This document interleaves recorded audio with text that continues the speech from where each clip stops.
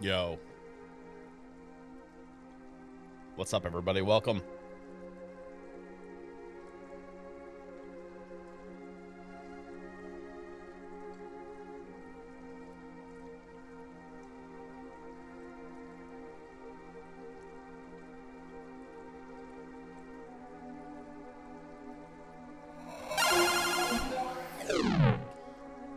Welcome to the stream, folks. My name is DJ Switch, and tonight we are chilling for LoFi Fridays.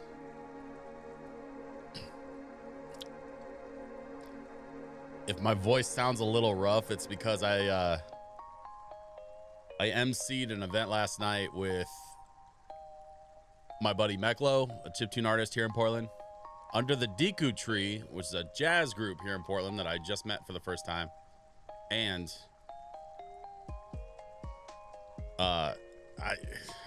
Danny Baranowski came to Portland. And if you don't know who that is, he's the composer for all the music on Crypt of the Necrodancer and the sequel Rift of the Necrodancer. He also did all the music for Super Meat Boy. He's a pretty prolific modern video game composer, and he has a band now. And his guitar player is an old friend of mine. So they're doing their first tour ever. And they came down from Vancouver, BC to Portland. And I got to play with them last night and host the event. It was a lot of fun.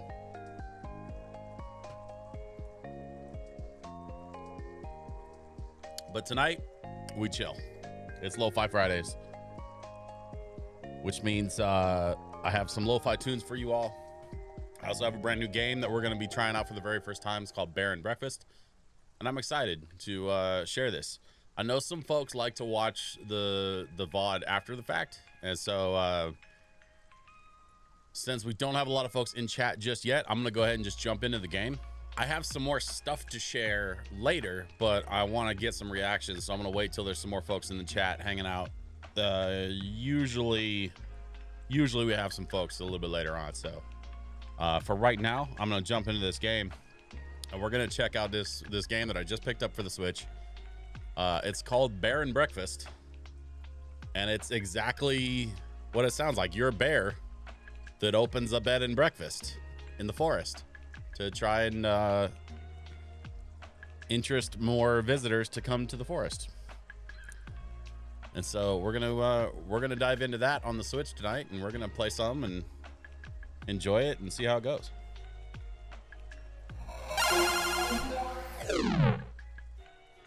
Probably would help if I reconnected my controller. There we go.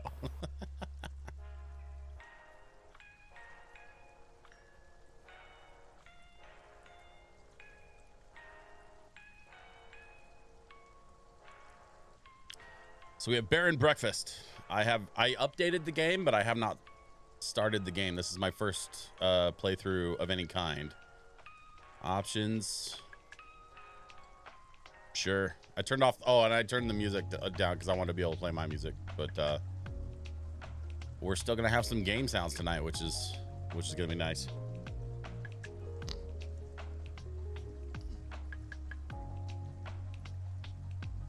So let's see how this goes.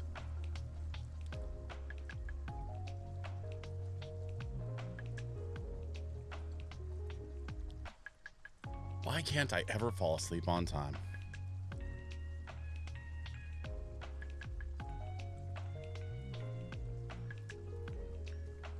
Are we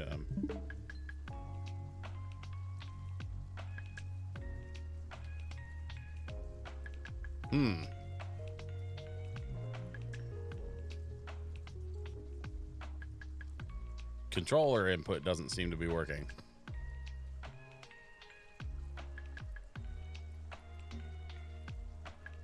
Let's try restarting the game.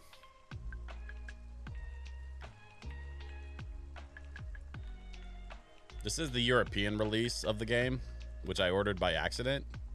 And so it's entirely possible that I'm having some weird software issues. But, yeah, an error occurred. You don't say.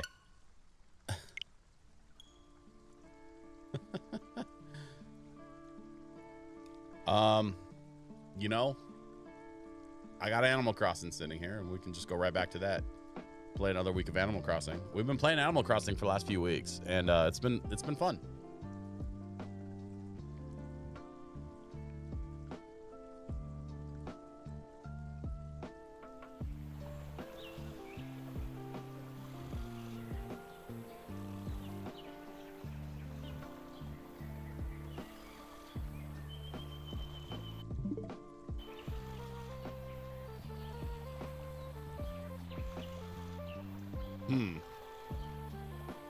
Oh, there it goes.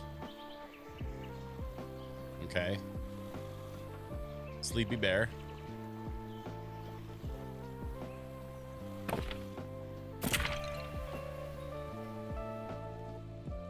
That already looks and sounds better, so maybe it'll work this time. Why can't I ever fall asleep on time? I'm gonna be so tired tomorrow. Mom's gonna kill me. Hank's hands got very cold all of a sudden. What is that evil looking thing? I hope that's not my mom. His forehead felt heavy with a crushing pressure. Hang on, I'm gonna kill this music real quick. Sounds like there's some other music in the game. A dark figure with glowing eyes stared from far away.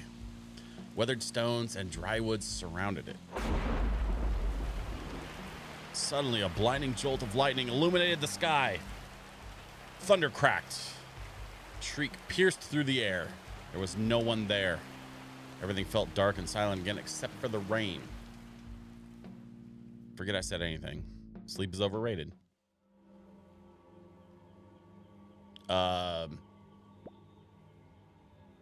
This is unusually existential.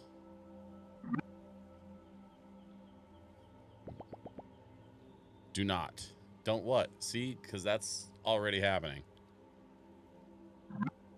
Move. I can't do that either.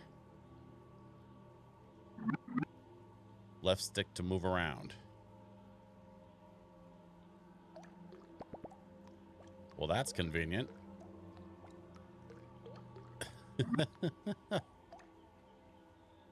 Find. You mean like an introspection thing?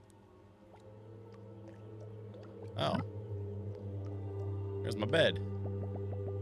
I'll just take a nap in the deathbed.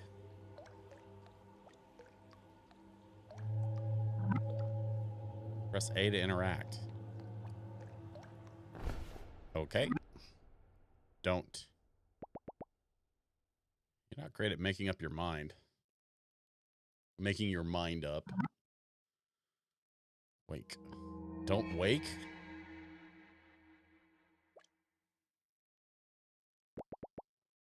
That's it. No more dumplings before bed. For the third time, Hank. Uh-oh. Better see what's up. I bet that's my mom. And I bet she's frustrated. I'm going to take a quick look at some options. Make sure my... Oh, yeah. Music. Okay. So I'm going to bring my music back up.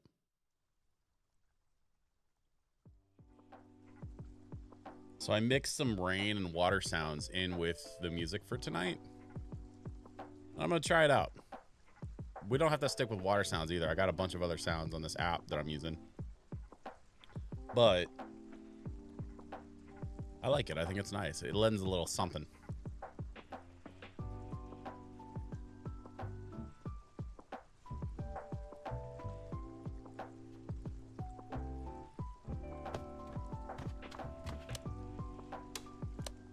Okay, we can turn the lamp on and off.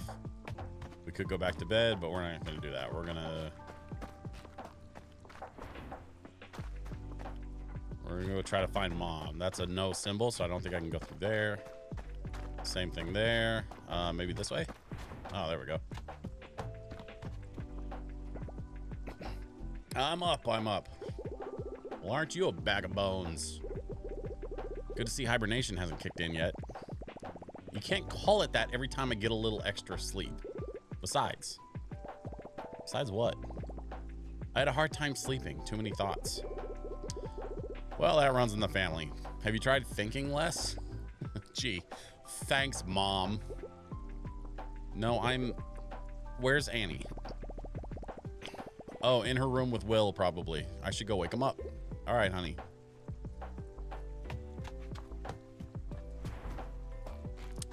I'm gonna assume it's this way. Good. Get out. Morning. Out. That's not very good morning of you. There's nothing good about being up this early. I don't smell any reasons to be up yet. What do you mean? I can smell them a mile away. Delightful, both of you.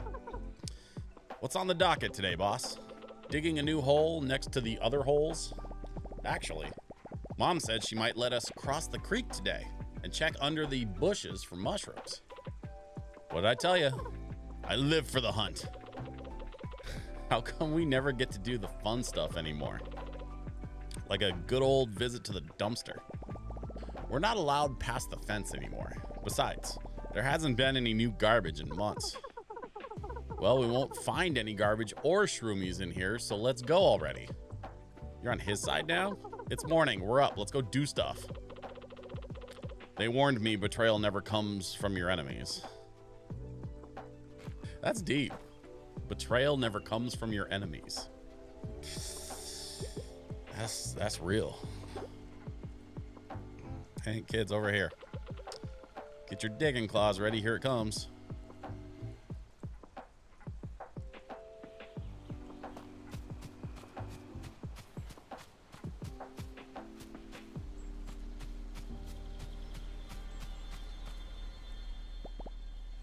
Hey, Ma. Morning, kids. Morning, Mrs. M. Ma'am.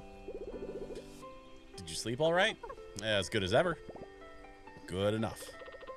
Whatever that means. Good. Today's a very special day. I need you to go on the hunt. All right, point me to the hole. It's a black moss. What? What? I know I said no going past the fence, but you've all been so good, and I need your help.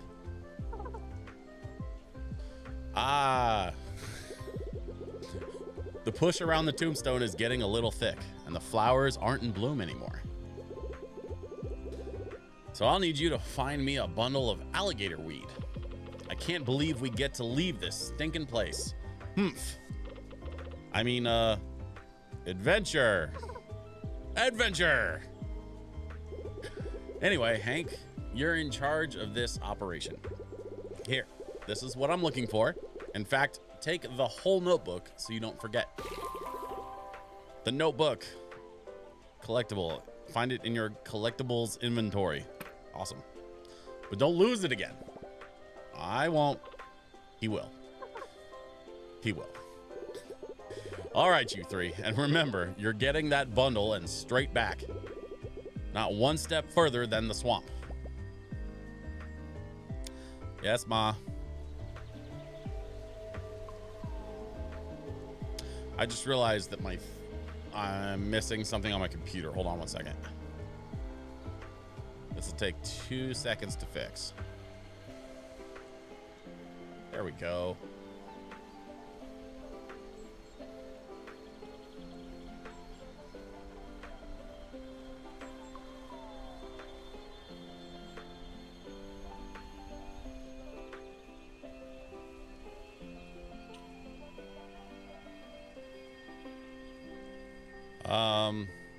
Okay, so collectibles. You just got the notebook, which is a collectible item. If I have trouble falling asleep, I'll start reading my book. Guess my brain would rather shut off than read another word. I don't know what I'm... Oh, there we go. Collectibles are the special items you unlock for your character that give various perks. You can find your current unlocked collectibles in the character screen. You can now access the quest log from the menu bar. It shows your current quests, allows you to track them and find objectives using the arrows indicator. Which quests will lead you towards finishing the main story of the game will be flagged. Oh, quests which will lead you towards finishing the main story of the game will be flagged. Quest status icons will display over characters. Orange means available, blue means in progress, green means ready.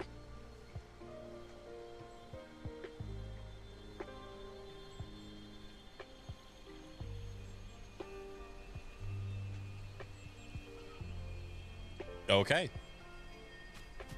So let's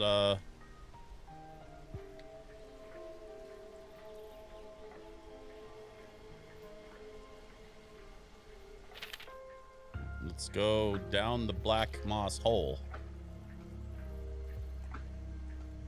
Go to black moss through the thicket. Okay. What's that? I can't read what it says.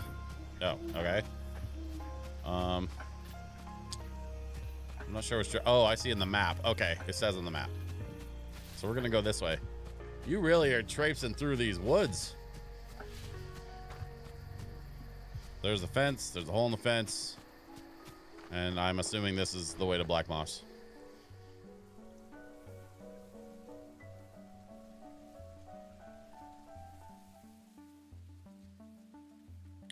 You know, considering I told it to not play music, this game is sure playing a lot of music.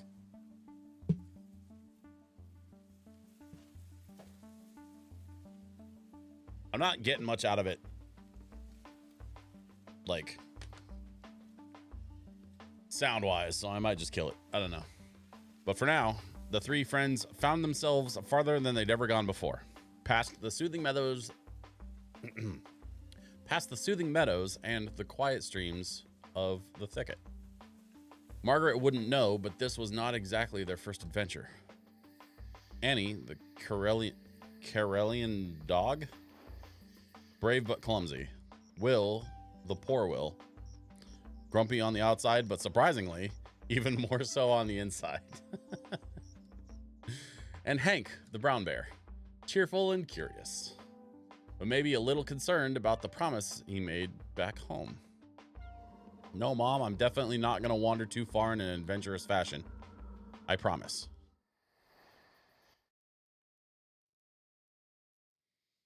Why do I get the feeling that he's going to wander too far in an adventurous fashion?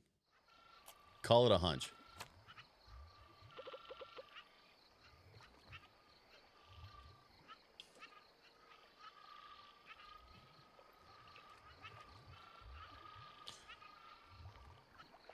All right, gang, spread out.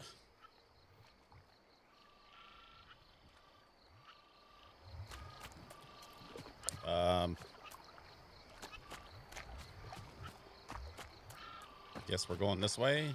I see a...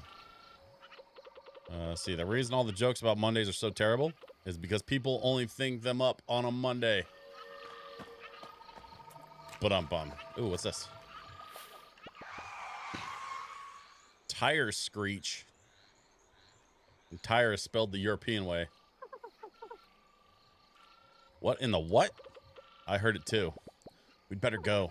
But we haven't found the thing for your mom yet. I'm with Hank. Let's see where that sound came from. That's not what I meant. We're going back. You know what? I bet it's a brand new garbage truck. Don't care. Mom said straight back. Let's go.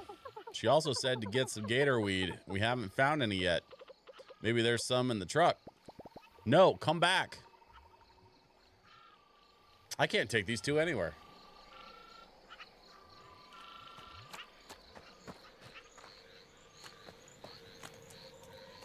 Okay, we're staying along the upper part of the map here, following the arrows. Arrow goes this way. Uh-oh. That's no garbage truck. That's a bus. At least the one in the background. I don't know what this is in the foreground. It's an undercarriage of some kind of vehicle. Timber crossing. Oh, there is a truck.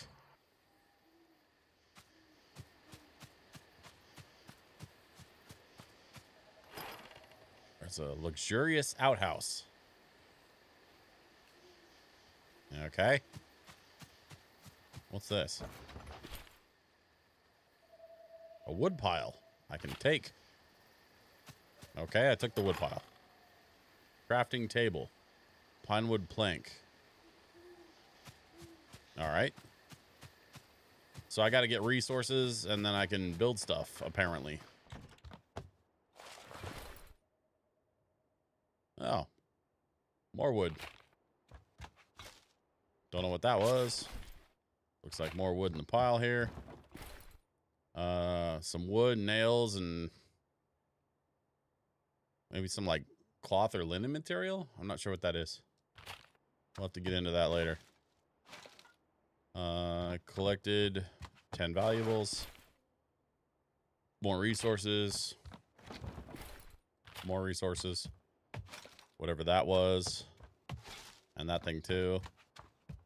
I think this little cabin is pretty well cleared out. All right. Don't know what that was. Or that.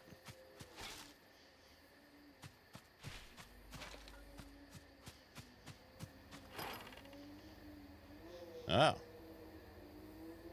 Bus station. Okay, so these are the resources maybe you need to, like, fix these things up. That's kind of the impression that I'm getting. Annie, Will stayed up all night watching movies again. Something about a dog named Marley? Oh, no. Don't know. I fell asleep halfway through.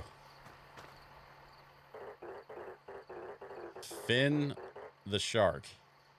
Says nothing to lose, nothing to gain. Grab opportunity by the throat and show it who's boss. The strange shark had a shiny, bouncy exterior and wore cool sunglasses. A little gray speaker box was strapped to his neck, blurting out nonsense. It reminded Hank of Will's TV. Next to it, a little car had a big advert for something called Pawn Voyage. Nothing weird about it at all. Hello? Be part of the next exciting experience, enticing escape, electrifying enterprise. Is someone in there? You there, fine gentleman in the orange coat.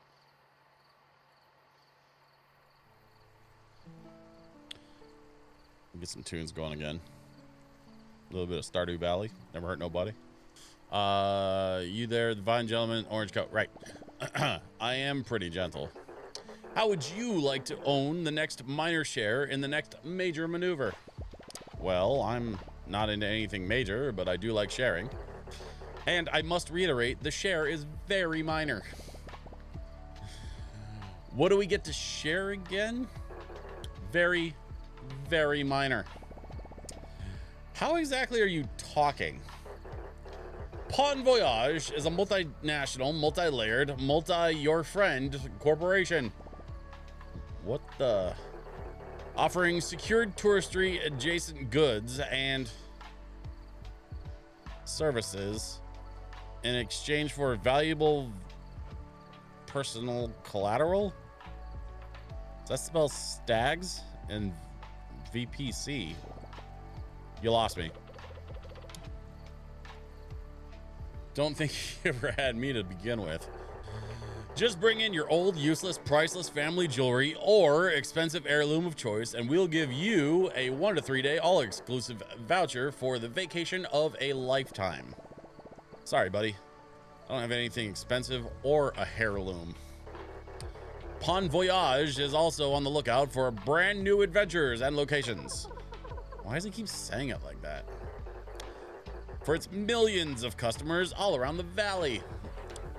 We will take any location or premises, no matter how run down or decrepit, to offer our very human patrons the holidays they deserve. Wait, for humans to live here? I don't think anyone wants to live here. They're just tourists. I've seen this before. The humans wander around where Shark Boy tells them. Then they stare at the trees and try to forget whatever they're running from. I read it in a magazine. Humans are whack. If you or a friend of a friend would like to offer your home or house to become a Pawn Voyage premium premises, by restoring, repairing, redecorating, and bringing it up to the minimum standard, which frankly no one enforces, and drastically barely alter your monthly income. Simply press the green button under my gullet and a representative will get in touch. I'm going to be honest. I have no idea what he just said. If I heard that shark right, I'm pretty sure it wants to give us money. Hey, Yarrock Smooth, welcome. Thank you for resubscribing. That is a solid 60 months, my guy. This is your 5-year anniversary of subscribing to my channel.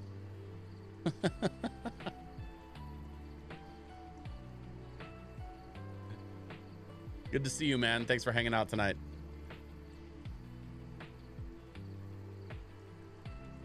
I don't know if there's a way to look it up, but I'm relatively sure that you currently hold the record for longest subscription on my channel. I don't think I've seen anybody else hit 60 months straight like that.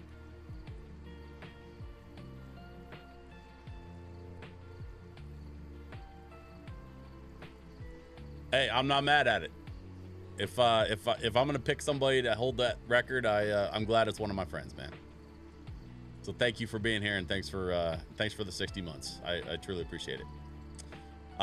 We're playing Bear and Breakfast, and we just got approached by an inflatable shark with a talk box around its neck, inviting me to be a part of a very, very, very minor share in the next big thing in vacation entertainment or whatever. I don't remember exactly what it said, but so this is Will and Annie, and then I don't remember what the bear's name is, and we're debating whether or not to try and push the green button on the inflatable shark so that a representative can be with us shortly. Will says human grade, primo quality, shiny money. Oh yeah, they think they're not sure what the shark said, but they think the shark wants to give them money. And he says all I heard was that humans are coming back. Well, the money has to get here somehow. Hank, the bear's name is Hank. Humans, I've barely seen one in months, and that's more than enough. Hello, don't you see what this means?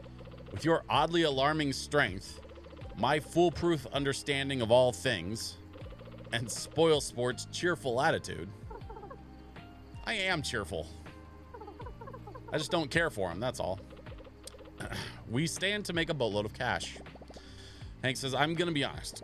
I have no idea what you just said. Human, back, money, give, good. I'm gonna be honest. He says it's anything other than good.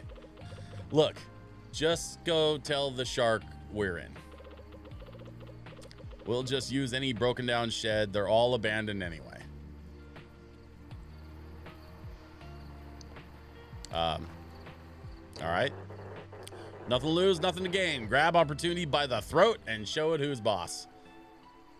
Press the green button or walk away. I mean, we got to press the green button, right? Otherwise, this is going to be a very short game if we don't press the green button. I think we need to press the green button.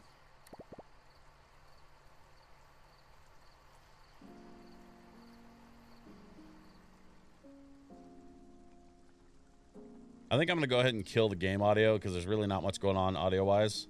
By the way, I'm trying something new tonight. I mentioned it earlier in the stream. I've got some like soft rain sounds going behind the music, and I'd love to hear an opinion. If anybody out there has any feelings one way or another, I tend to like listening to rain sounds.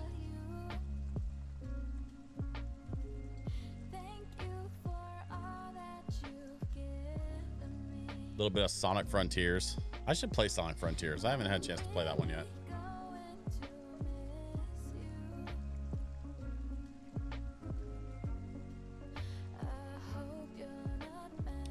I think I am going to skip this track, though, because I'm in kind of a text-heavy situation right now.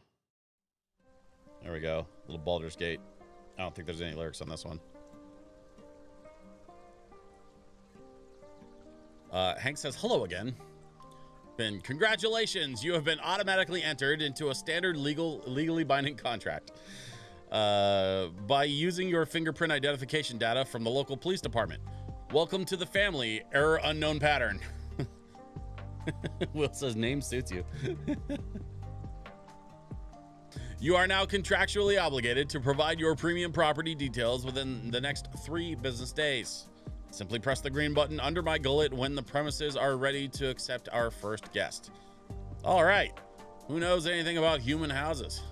Well, I used to look at the pictures of the houses in the magazines we found. Could the humans maybe just live under a bus? No, I don't think that cuts it. They're fragile and get scared easily. Sounds familiar. Hank says, I think I know a thing or two about making a place cozy. And I do not get scared that easily. Yeah, but I think we need help too. We should go find Tony. I really don't think we should bother him. He won't mind. Besides, I think he'll enjoy the company. I don't know where he is these days. I doubt he ever left Sawdust. Go see if you can sniff him out and tell him we need his master woodwork skills. That'll get him going. Quest tracker, Sawdust Wanderlust. Go to Sawdust through Timber Crossing. Tutorial says within the adventure mode menu, you have 2 additional options. If you're not a fan of the dark, after midnight, you can sleep until the following morning. This also advances time. And if you'd like to see inside of most buildings, you can lower the roof and walls. Oh. Okay.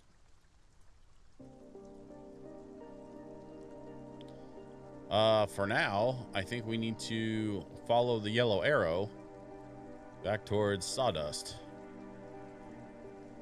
What is that? That looks like a bench. All it's missing is a picnic basket. Oh, there's some wood. Take that.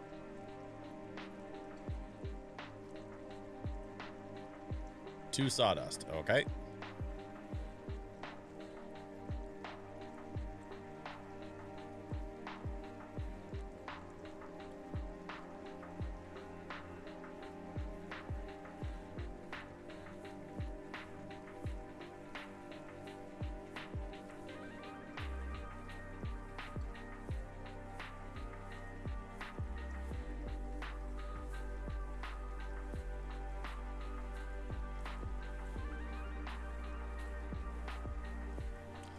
We can't see much yet, but we're following a path. And I'm gonna go talk to this person. Tony. Hey, Shuyukun, welcome. This is, by God, a bear. It's just me, sir. Hank from the thicket. Oh, goodness, you can talk?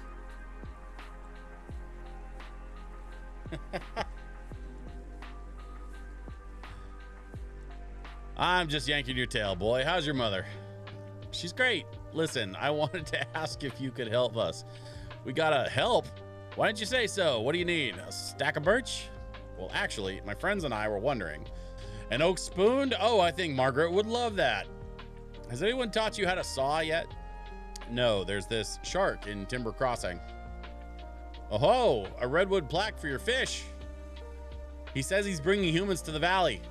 Oh, well, we haven't seen those in a while, have we? What could I possibly have to do with that?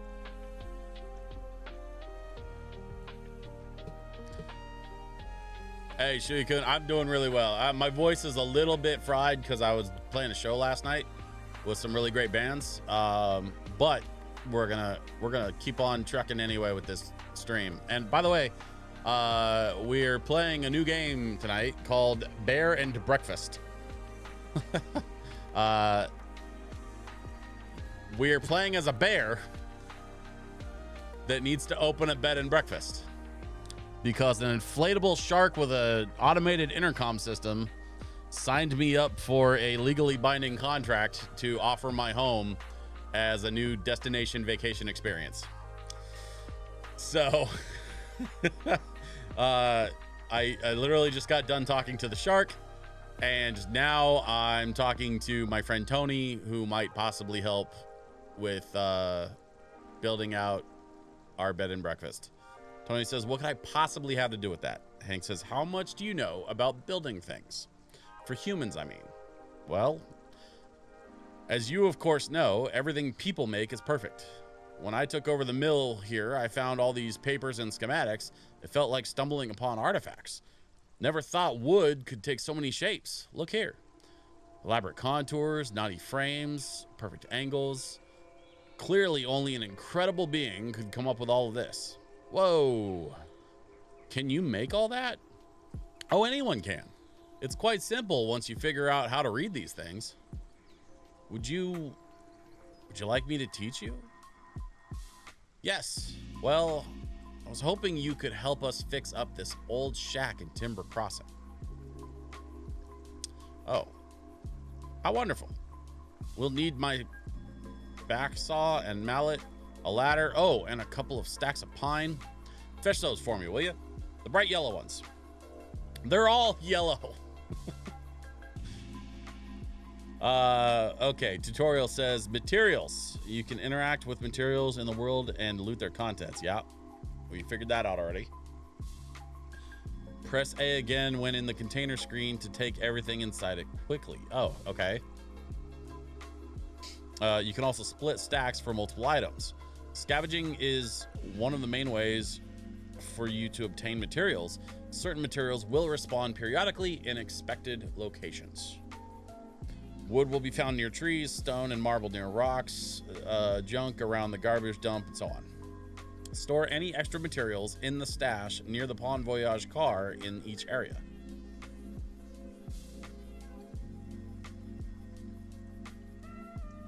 Okay, that's weird, but all right. So we need to get 5 plywood planks for Tony. Okay, so we got plywood. Did you find all the wood? Yep, got it right here. Grand, perfect. You're doing such a great job. Thanks. I just picked it up off the ground. Amazing. Now, I'm headed to Timber Crossing. I'll see you there. And off into the dark he goes. I see a stack of wood over here, so I'm gonna yank that real quick. Yoink. I see another shiny thing. We're gonna take those. And look, there's some over here too. Okay. Oh man, they're just all over the place. Somebody just left all kinds of stuff on the ground. Take that. There's an eyeball. We're gonna look at something. I wonder where a tree this big could fit. Oh, yeah, well, I don't know. But I see this stack of wood over here, so we're gonna take that. Some wood there. Some there. Okay, now the thing says follow the trail, meet Tony back in Timber Crossing. All right. Just snag some of these resources on my way. You never have too many of those. Because I've played video games before. Whoop, what is that? That's the biggest crack I've ever seen. Arrows pointing down this direction. So maybe we go this way? Yeah, that looks right.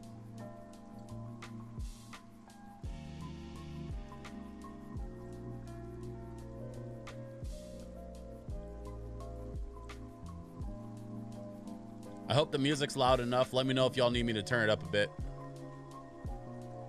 I've also got some rain sounds playing behind the music. I'm trying something new and different this week. I'm curious to know what people think. So sound off in the comments if you would like. But let me know what you think about the rain sounds. Let's see. It looks like Tony's down here. So let's go have a chat with Tony. Oh, everybody's here. Yes, all of that is wonderful. Jikun says, sounds good so far. Hey, nice. I really like listening to like a little bit of white noise, a little bit of brown noise, a little bit of rain when I'm trying to like sleep or when I'm trying to chill. So I found a way to integrate that sound effect underneath the music. And so far, I'm really enjoying it. So I hope you are too. Tony says, yes, all of that is wonderful. Will, and we're gonna use this old shed. That's the bird is named Will and he's grumpy. And then the cat's name is Annie, and she's somewhat less grumpy, but skittish of the humans, as you would expect from a cat. Haven't seen a human claimant in years. Oh yes, this will do nicely. Look who decided to finally show up. As I was telling your friends here, the wood you brought ought to be enough. I'll get started on this. First, you'll have to clean up the shed of all the garbage. I think I can do that. I think we did that already. I think I accidentally cleaned up all the garbage already. So I think we're good there. Did you clean the shed? Yep. Great. Now we'll have to use this old workbench. The what? Well, you can't hammer a nail in thin air. You need some place to make it work. The table next to the tree, Hank. Grab some wood and put it back together while I tidy up the place.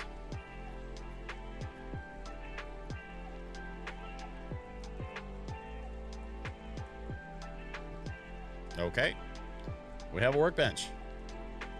Can now be used to build rooms and craft furniture. Hey. I'm not mad at that. Repairable objects. You can repair various objects in the world by gathering their required materials. Makes sense. Repairable objects. Workbenches will allow you to build and craft in that area. Monuments will improve the status of the area and attract more guests. Passengers will be cleared and bridges will be repaired to allow access. Sweet. I have a couple things to tell you all about. And I think what I'm going to do is give it another 10 minutes or so. And sometime at, or maybe just a bit after 8 o'clock, we'll take a quick break and I'll fill you all in on what I've got cooking these days. Because I've got some things that are sort of falling into place and I'm really excited to share them with you all. In the meantime, we got to get back over here to Tony. He says, did you get that workbench fixed? Like brand spanking new. It's good enough. Thanks. Excuse me.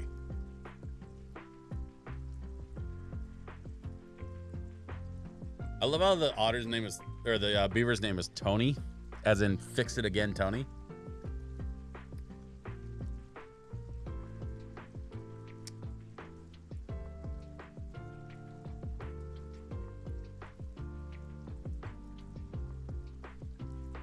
You have plenty of time to get better.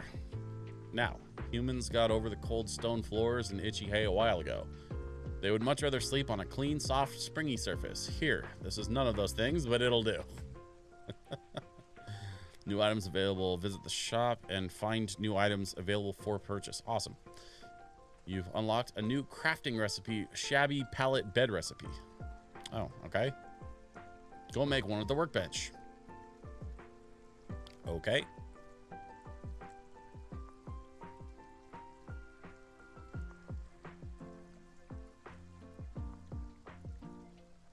Crafting items. Once repaired, the workbench is used to craft and place objects as well as build rooms. Okay. Crafting. Shabby pallet bed recipe. I don't understand.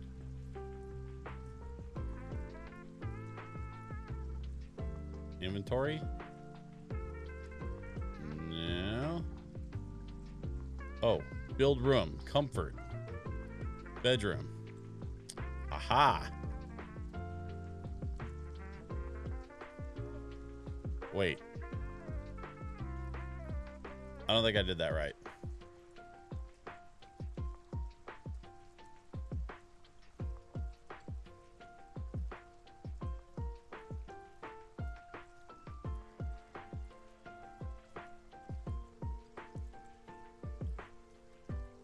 Yep, there we go. Much better.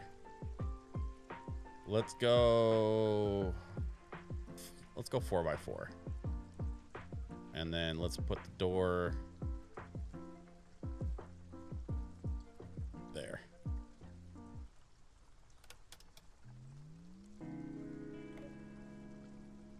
And then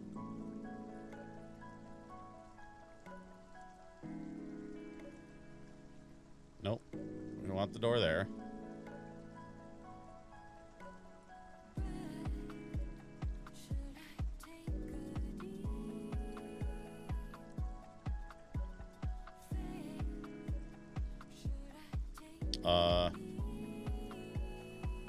I'm not sure what I'm doing wrong here. Oh, ZR?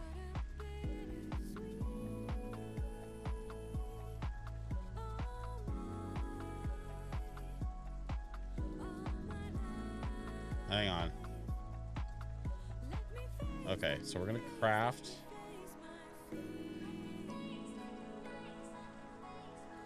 No.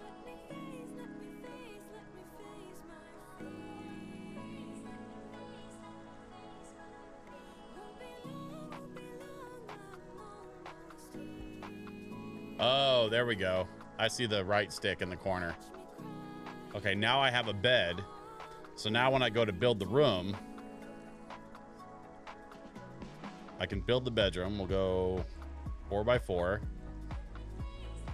We'll put the door here. And then over here, we can switch to inventory and place the bed.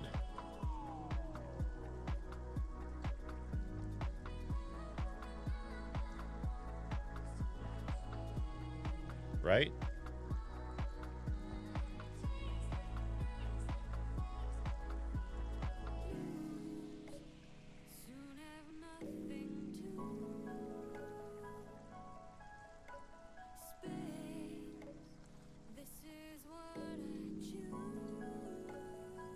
Add window.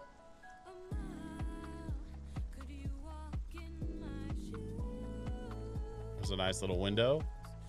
And then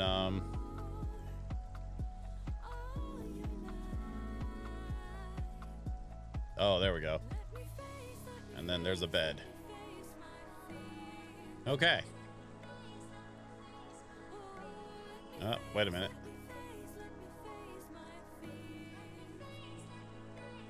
And then we can exit.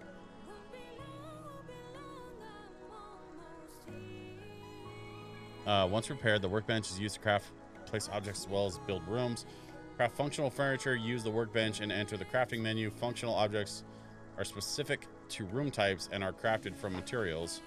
Beds give comfort and belonging in bedrooms. Toilets give hygiene and belonging in bathrooms, etc. Once you're done, exit build mode by using the exit button. Learn new blueprints. Buy more blueprints. Okay. So now we can go back over to Tony. You can make a bed using the workbench. Come back when you've got one. What are you talking about?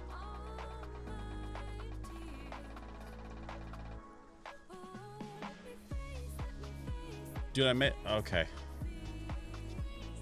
I guess I need to make a bed and then have it in my inventory.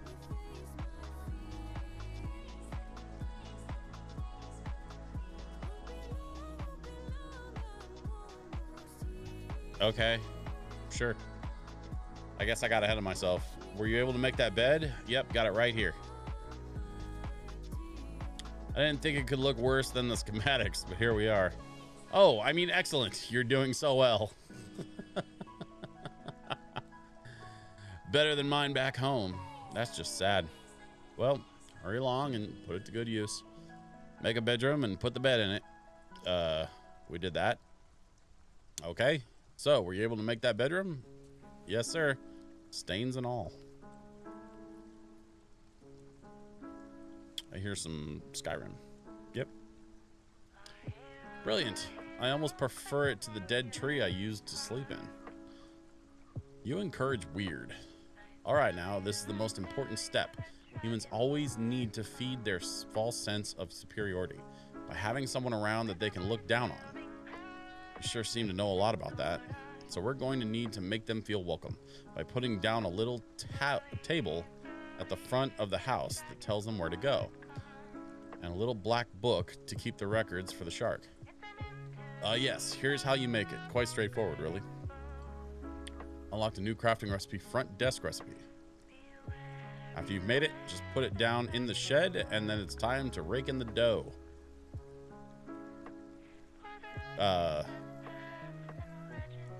Okay. So we make a desk.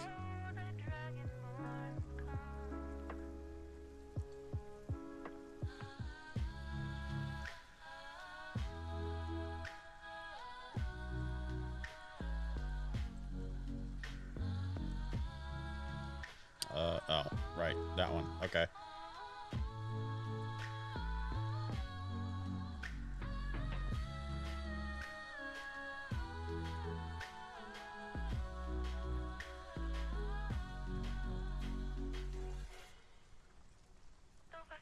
Rotate object. Let's go like let's do like that.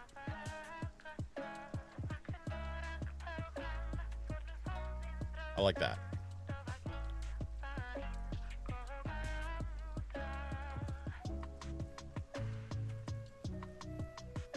Did you place the front desk?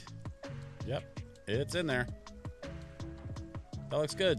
If I didn't know any better, I'd say you're a natural, Hank. Such a fast learner.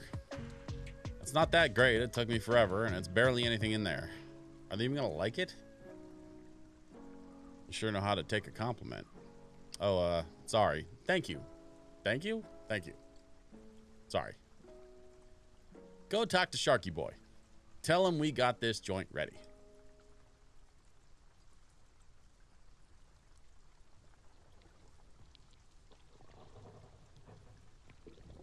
Nothing to lose, nothing to gain. Grab opportunity by the throat and show it who's boss. Hello, we'd like to have some humans over.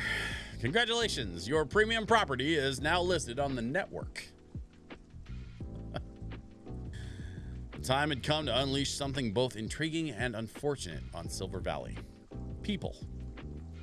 These dewy, mostly hairless creatures were a controversial topic in the neighborhood. Some thought they were godly beings, forging the world with their magic and machines. Mostly because they left behind food and other stuff that animals liked. Others would throw a fit of rage, calling them unqualified harbingers of doom. A bit dramatic, if you ask Hank. All he knew for sure was that his mom always said, keep your distance. So much for that. You can now start earning hardly life-changing income. Simply accept your first guest through your front desk and give them the experience of a lifetime. Okay, hang on. Guest management. The front desk can be used to manage your resorts. The resort overview panel will show all the active resorts you've discovered. Each resort will display its available bedrooms, guest requests, and reviews. Bedrooms you build will be listed with their current vacancy status and scores. Okay? Every morning, new guests will request to stay at your resorts. You have to accept them and assign them to rooms.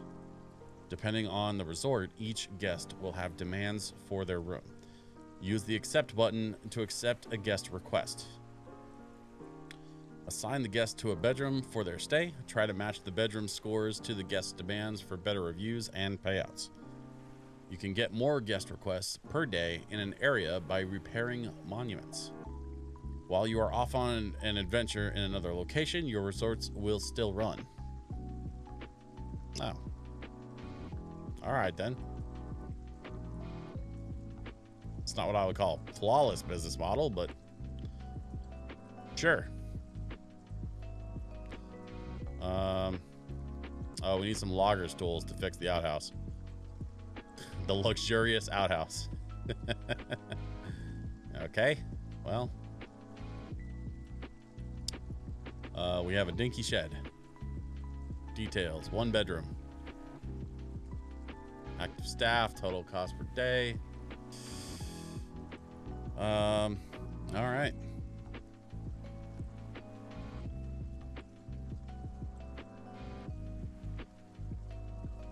Meet and greet using the front desk. Accept your first guest. Oh, hold up. Okay, details, bedrooms. Wait. How do I...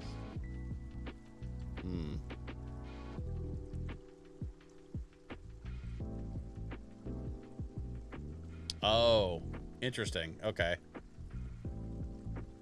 Yeah, I will say the one thing with this game, it's a little bit weird the way that the menu interaction stuff works because of the way it's like mapped to the controller. But I'm starting to kind of figure it out. Elvin Osborne says he wants to come stay for 2 days. All right, sweet. You're assigned to bedroom number 1. Mostly because it's the only bedroom we have. Okay, and now we go back to the shark, I guess. Yep. Nothing to lose, nothing to gain. Grab opportunity by the throat and show it who's boss.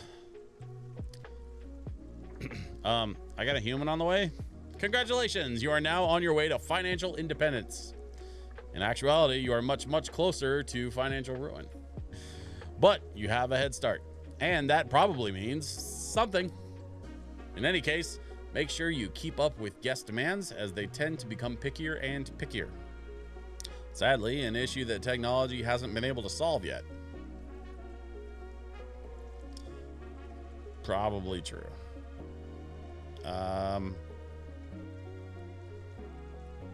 So...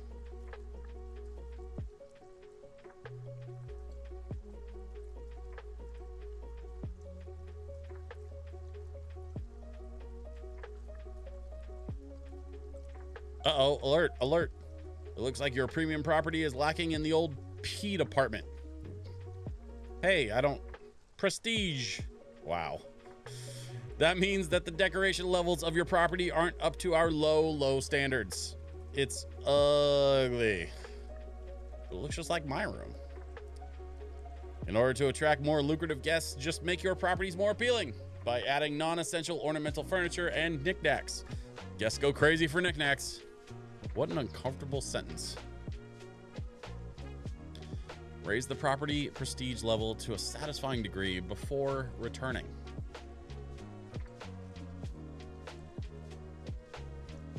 Okay, home improvements. Get the dinky shed prestige to level 2. Prestige is the sum of all decoration scores across a resort. Your resort's prestige score can be found in the resort overview panel.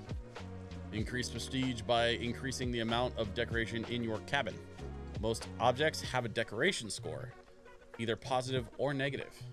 Oh. Okay.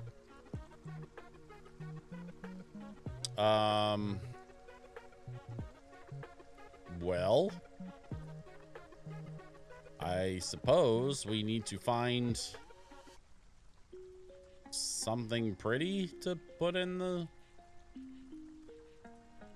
I'm not really sure where to go from here. Well, there's an arrow in the map.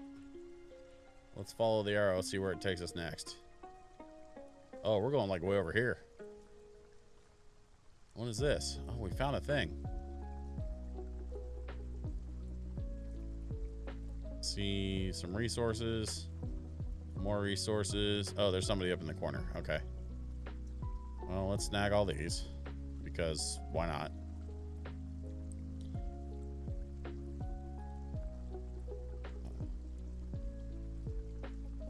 Took the raccoon. Whoa there, big fella. Where did you come from? I live here. Where did you come from? All right, enough with the questions. What are you after? That sure sounds like a question. Trash, junk, muck? I'm looking for something humans like. Something that would make them feel more distinguished? Slop, scrap, rubble? No, I need something exquisite. That's where you're wrong, my colossal companion. I got what you need. You've stumbled upon the most handsome curator of crap this side of the valley. There isn't one thing these animals throw away that I can't flip back at them. Great. Let me just have a look in that dumpster. Not so fast, bozo. How do I know I can trust you? My, authoritative height? pause. I'm 6'4", and we're not going to talk about what I weigh, but it's a lot. I'm a big dude. I'm a very big dude. The authoritative height thing, I promise you, is not a thing. Nobody takes me seriously just because I'm 6'4".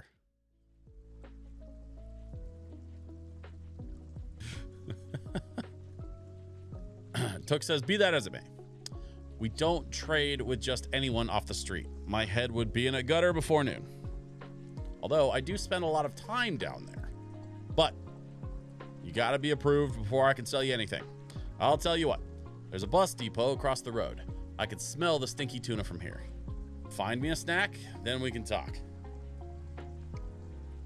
Okay. Gotta find Tuca sandwich.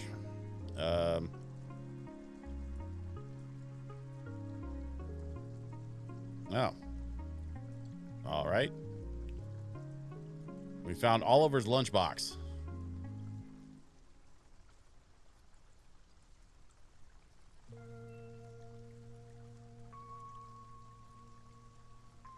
Got a sandwich. Got to go back to Took.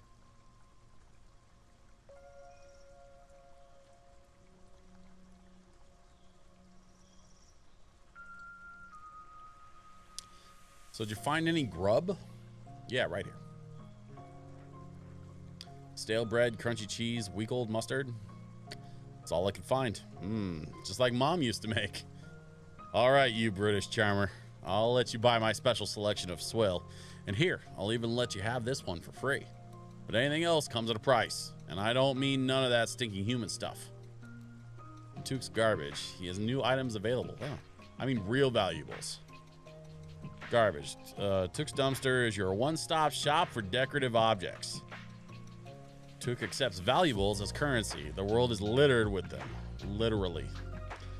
Guests also leave behind garbage that you can collect and use to buy decorative objects from Took. Now, all right.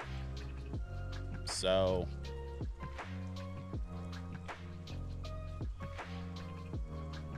old drawers, small geometric rug, oil wall lamp,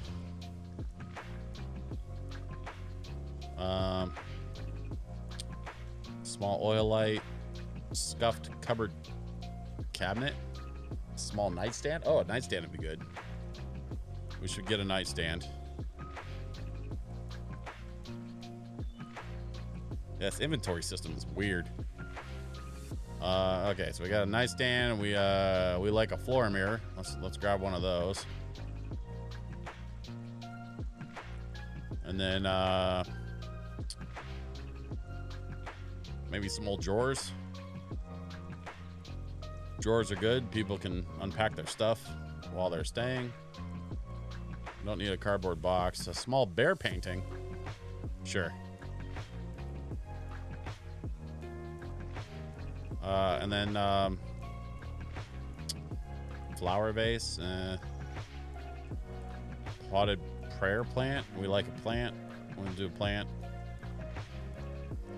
And then I think this rug.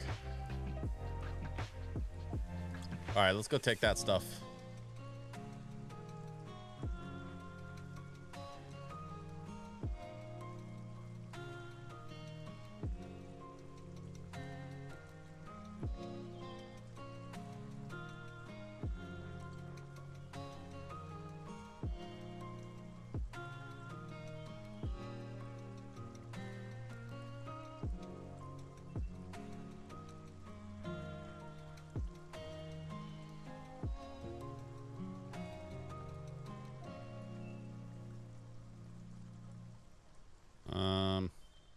Oh, I think we need to.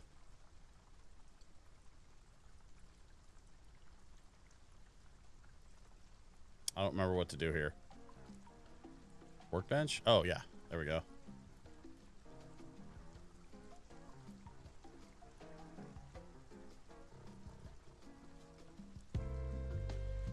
Inventory.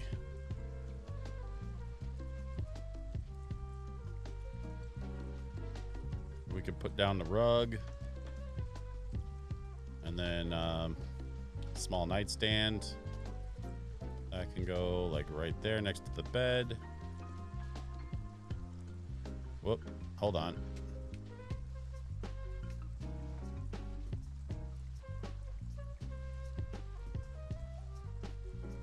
Let's move this stuff around a little bit. Let's put the bed in the corner. Okay, nightstand next to it. We like that.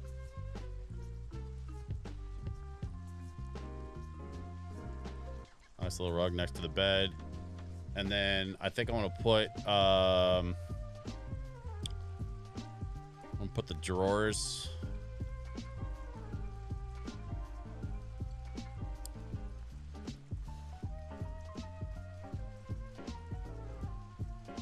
like right there underneath the window.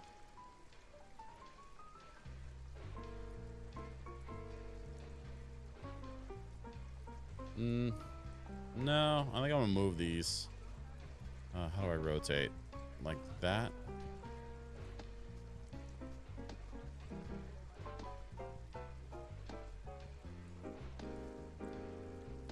Up against the wall next to the bed. There we go. Perfect. And then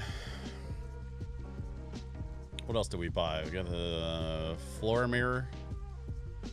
Actually, yeah, I could put this in the corner of the room. No, I don't want to block the window. There we go.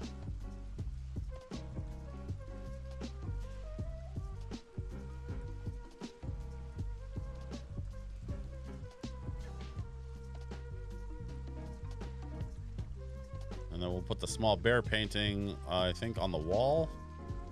Right along there. And then small potted prayer plant.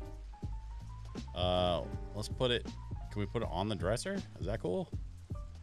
Yeah. Put the plant on the dresser because, you know, it's like homey and stuff.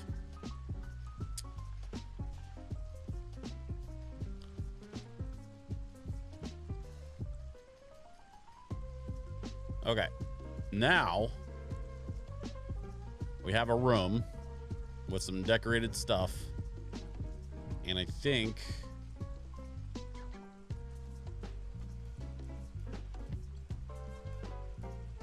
what are we where are we at? Oh, prestige level says 12 out of 15 before the next level. Okay, so we need 3 more things, so I gotta go back and get more stuff.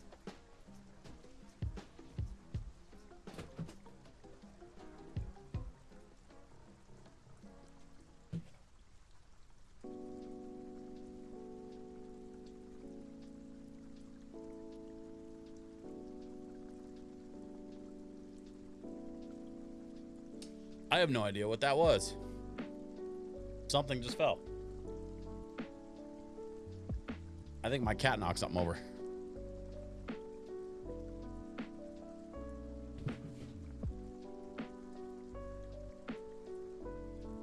Cat's doing cat things, I guess. Right. I gotta go get stuff from the raccoon. He's up here.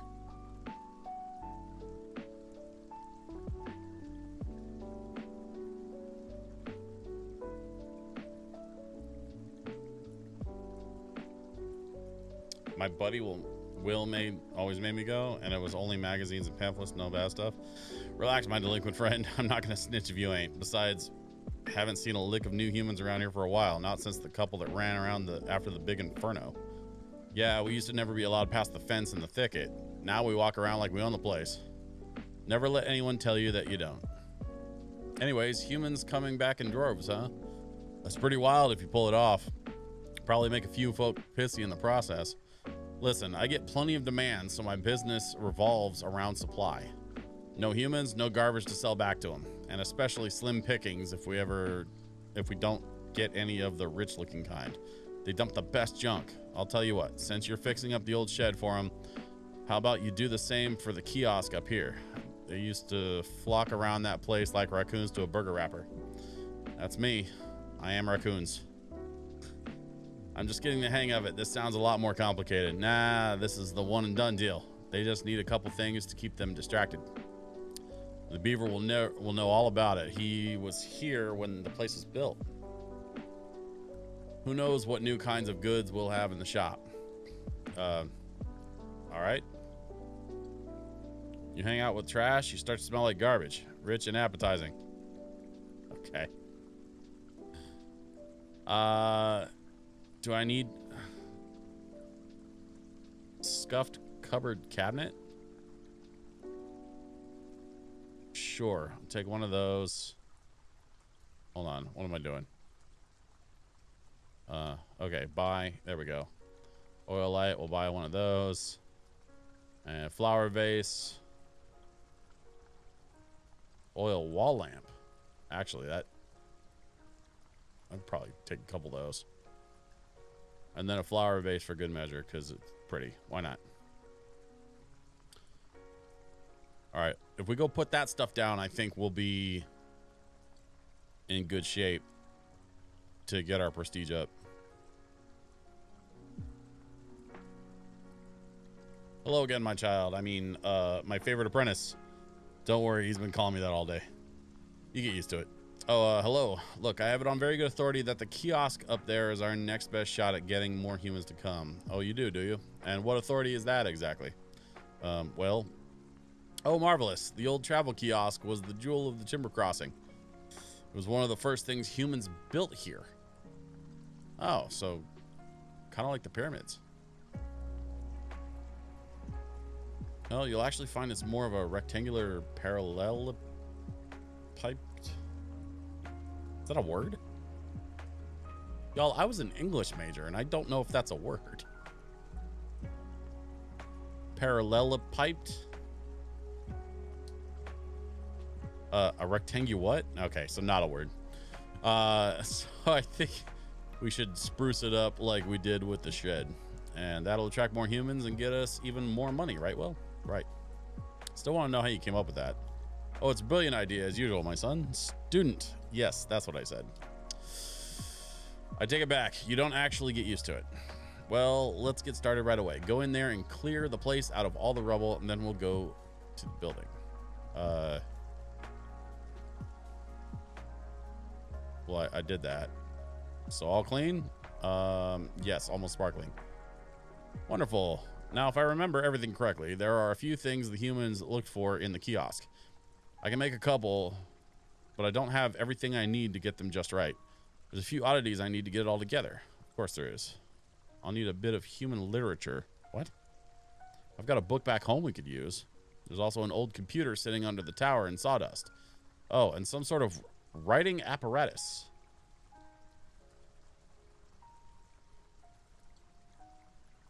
Snowhole rejects. Parallelepiped confirmed as a word for some reason. Really? Sure. All right.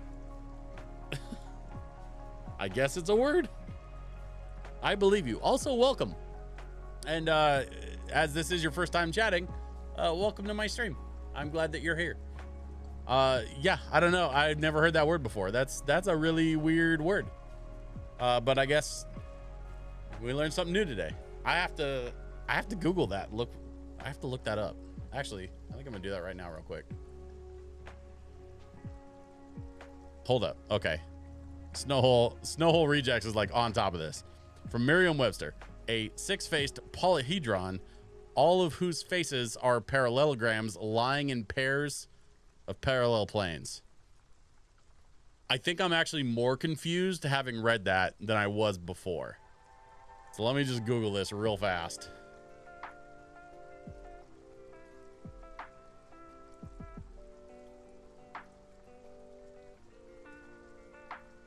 Whoa. A 3D shape whose faces are all parallelograms. Oh, wow. Okay. So it's like a three-dimensional rhombus. Same geometry hurting brain. Years ago,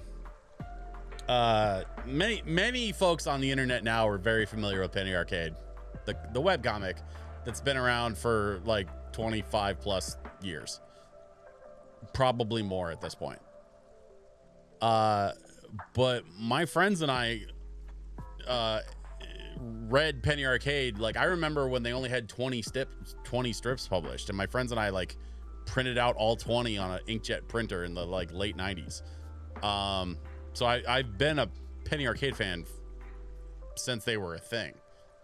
And back in the day, I remember, like, this is probably like, it's got to be almost 20 years ago now. I had a t-shirt made by Penny Arcade that said a parallelogram, or no, what did it say?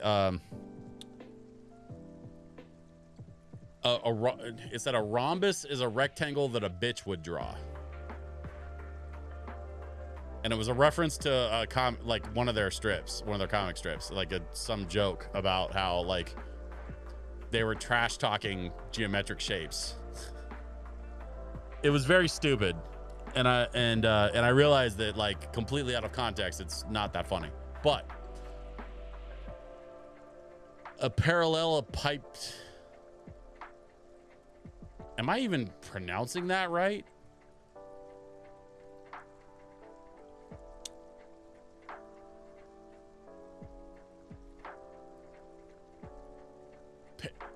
Is a cube a parallelepiped? A cube is a parallelepiped with all square faces. Okay, so it's one of those things where, like, all squares are rectangles, but not all rectangles are squares, right? So, like, I'll just call it 3D box mathy thing. Sure, yeah, no, that works. I don't even know if I'm pronouncing that correctly.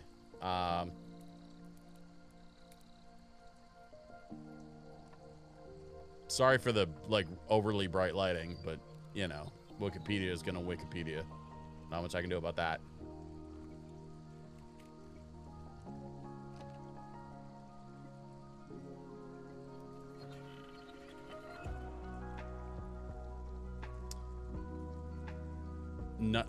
Nothing here is telling me how to pronounce that.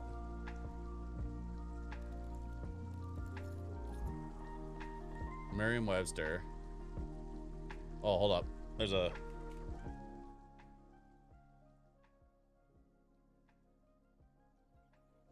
Oh, parallelepiped. Merriam-Webster says it's parallelepiped.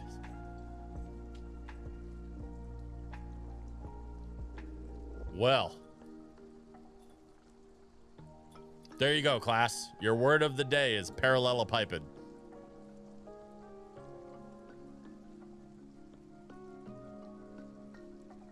Good Lord. That sent me on a wild Google rabbit hole. Okay. Tell you what. We've talked about geometry and MathBox, 3D Mathy box thing long enough. Let's get back to some video games. Tony says, oh, and some sort of riding apparatus. Okay, I think the bus driver might have one in his little bus shack. Great, treasure hunt. Take your time. I'll put together everything else in the meantime. So I think Tony's only job is to send me on fetch quests. Like that's it, right? Like that's all he does.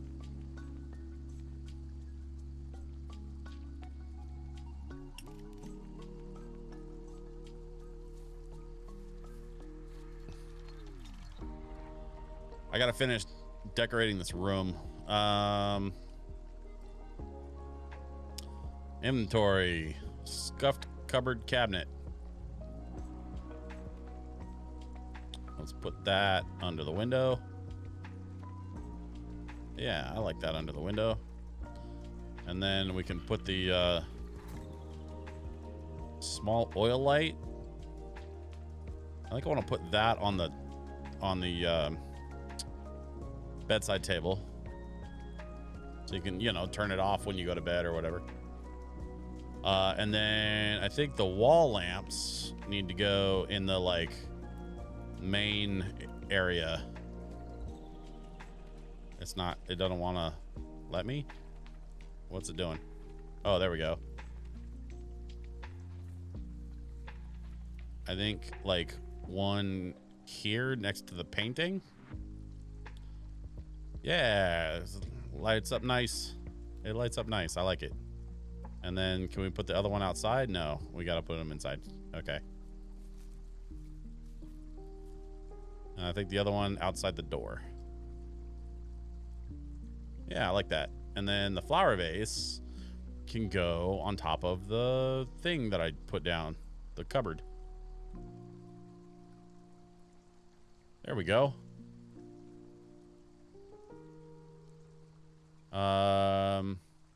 Get the Dinky Shed Prestige to level 2 is crossed out, which means I think we are where we need to be for a Prestige. Oh, yeah. Prestige level 2. And then some. Okay. Elvin arrives tomorrow. We got the Prestige up to level 2. We're in good shape. Ooh. Little jazzy Sonic the Hedgehog. Snowhole Rejects. This game is as close to a We Bear Bears video game as we're going to get, and I'm totally here for it. I don't know what We Bear Bears is. Can you elaborate? Because I'm fascinated by those 3 words together. In the meantime, we're going to check back in with our Sharky buddy Finn. Finn says, property prestige is the principal proof of prominent plot. Can you tell I've read a script or 2 in my day? Press the green button. Okay. It looks a little better now, I think. Congratulations. You've increased your new property's value by 1/4%. What? That is 278% more than our guests receive on their average trip. More prestigious properties will earn better results, so keep up the work. Wow. Dude couldn't even call it good work. It's just work. All right. Let's go on a fetch quest. It says he needs a book on spelling, an old computer from Sawdust, and get a pen on a string from Timber Crossing. Okay. So let's go here. We're gonna take the pen.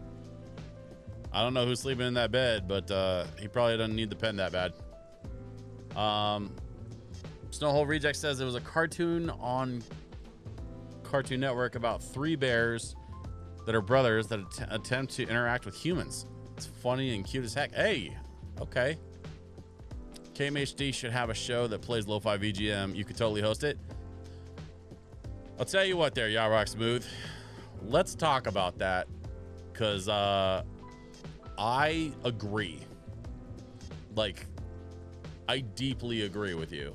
I have been wanting to find some radio program to collaborate with, and Kboo was not interested. I did not know this about Kboo, but apparently Kboo is very, very, very focused on serving underrepresented communities and underrepresented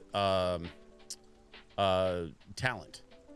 And so everything on Kboo is focused solely on BIPOC and queer community shows, which I think is great. But it also means that my straight white ass has no business being on Kboo, and they were very clear about that. In a polite way. Like, we're not mad at Kboo. I don't want this to sound like I'm like mad at them. It's cool. It's just, I did not realize when I spoke with, kind of through a third party, I spoke with Kboo, it's kind of like third hand through another friend of mine, and they came back with like, yeah, dude, they're not interested in something that's not BIPOC or queer focused. And I was like, oh, okay, well, good to know. I did not know that. Now, having said all of that, I agree with you. KMHD absolutely could do with some lo-fi vibes. I think there are other stations here in town that could do with some lo-fi vibes. There's also Shady Pines Radio, and I do have some contacts over at Shady Pines Radio, and I've thought about maybe trying to do a lo-fi thing with them. But, you know, that's here nor there. If I had a choice, yeah, DJ Poe, yeah, Craig's one of my contacts over there. I actually have, I also know Jared, DJ J-Rad has been working with Shady Pines for a couple years now. So like, you know, it's not hard for me to get in contact with somebody over at Shady Pines. They're currently working on some big outdoor festival thing they're planning for later in the summer, which is interesting. They've got a camp out by Sandy, at the base of Mount Hood. They're gonna like rent this camp and do like an outdoor festival at this camp, where I think you're actually supposed to camp overnight at this festival. I was looking at possibly being a vendor out there, but I don't think it's gonna work for me because the stuff I'm vending is like art prints and records, and so I don't really want to go sit in the woods and sell records. But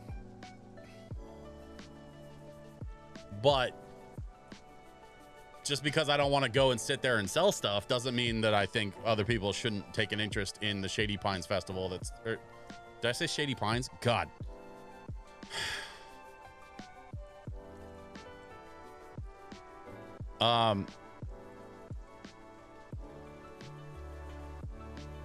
Yes. No, Shady Pines. Yeah, that's what they're calling it. It's the Shady Pines Festival, I think. Anyway, check out their website and find out more about their festival they got coming up later this month. Or not this month, sorry, later this summer. Can you tell I had a show last night? Y'all, I'm still brain fried from this show that we played last night. Actually, let me do this real quick. I'm just gonna take a break. This show last night was crazy. And I gotta tell you, like, if you haven't had a chance, check out Under the Deku Tree. They are a Portland local jazz band that plays video game covers. But I want to be very clear. I went into it thinking, oh, a jazz band. They're going to play jazzy, like soft jazz cover stuff. No. Honestly, this band reminded me a lot more of the Blues Brothers band than like a jazz quartet. They opened up their set with a mashup of the Trident anime theme mashed up with Black Dog by Led Zeppelin. That was the first song they played for their set last night. It was so good. And it brought all kinds of energy to the room. And by the way, they're an 8-piece band. This is an 8-piece. They had a tuba on stage last night. These guys are crazy. Under the Deku Tree, I cannot recommend them enough. They are so good, and they are a local right here in Portland. And I feel so lucky to be this close to such an incredibly talented band, because it means I have every possibility that I will be working with them again in the future. And I really hope that I get to, because they're so good, you guys. Under the Deku Tree. Check them out on Instagram. Check them out on whatever socials. They do have some YouTube videos out, but I'm gonna tell you right now, those YouTube videos do not do that band justice. Like, I saw their YouTube videos. I liked their YouTube videos. And then I saw what they did last night. It was a whole, it wasn't another level. It was multiple levels above what's on their YouTube. I'm telling you all right now, Under the Deku Tree is crazy good, and you got to check them out. And then we were opening for the headlining band of the night, which was Danny B Style. And if you're not familiar with Danny Baranowski, Danny did all of the music for Crypt of the Necrodancer. He did all of the music for Super Meat Boy. He did all the music for the Necrodancer sequel called Rift of the Necrodancer. Like, this dude, he's done several other video games as well. But this is like a straight up like just a very prolific video game soundtrack composer that has some incredible hits on his resume. And I got to meet him last night, and I got to hang out with him and play with him. Like, turns out that his new guitar player is an old friend of mine from Vancouver, BC, and Danny lives up in Vancouver. So they came across the border. They came down from Vancouver, BC to Portland last night to headline this show. And it was me. It was my very good friend Meklo, who's a local chiptune producer who's been doing chiptunes in Portland for God knows how long. And then it was Under the Deku Tree, who was new to me because like they've been around for a few years, but I think they mostly kind of got active during the pandemic, and I just hadn't had a chance to meet them yet or play with them. And I was incredibly blown away by Under the Deku Tree, if I have not made that clear enough. And then of course Danny B style like played the headline spot, and I was really bummed I had to miss the last couple songs in their set because I had to go home. Unfortunately, like my wife and I share a car, and she had to work early in the morning, so I had to pack up, you know, and get out of there. But man, what an incredible show last night. And that's why my voice is kind of fried. It's also why my brain is a little bit fried tonight. If y'all couldn't tell, like I'm just having a hard time focusing tonight because I'm still brain fried from playing late. But man, that was a lot of fun. It was so fun. And the best part, I think, of the whole night was the fact that we brought 100 and I want to say almost 120 people out to a venue in Portland for video game music. And that is a sentence I never thought I would say. Like, video game music has always been so niche and so like low key, like under the table. And so to have an entire room full of people show up to watch a bunch of video game bands play, and for me to be able to DJ and host the event, like it was such a great night. It was an absolutely killer night last night. So anyway, I wanted to take a quick break and sort of talk about that and talk about Under the Deku Tree, because like those guys are crazy good. And Danny B style, like also crazy good. Like absolutely do yourself a favor and follow those bands. Yeah, I have absolutely no notes for last night. Every part of last night completely exceeded my expectations. The crowd exceeded my expectation. All of the bands, even my buddy Meklo, who's one of my best friends, and I've heard his stuff 1,000 times. But he's been putting in some work in the studio and sort of reworking a lot of his old songs and stuff. And the set that he played last night was probably the best I'd ever heard him play. And I've heard him play hundreds of times. Not even exaggerating. Like, we've played together a lot over the 16 years that we've known each other. And so like absolutely everybody was amazing last night. Okay. We took a little break. We've got some Kirby Lo-Fi playing. I want to get back to the game because we've got a fetch quest that needs to be finished so that we can get ourselves leveled up and ready for our next set of guests, because we've got the requests coming in already. I can see it. Let's get back to the game screen. There we go. Yarrock Smooth said, I ate a Chicago dog the other night in honor of Meklo. Hey, you know what's funny? I know he would appreciate that. I gotta tell him that. In fact, I'm gonna take a picture of that real quick.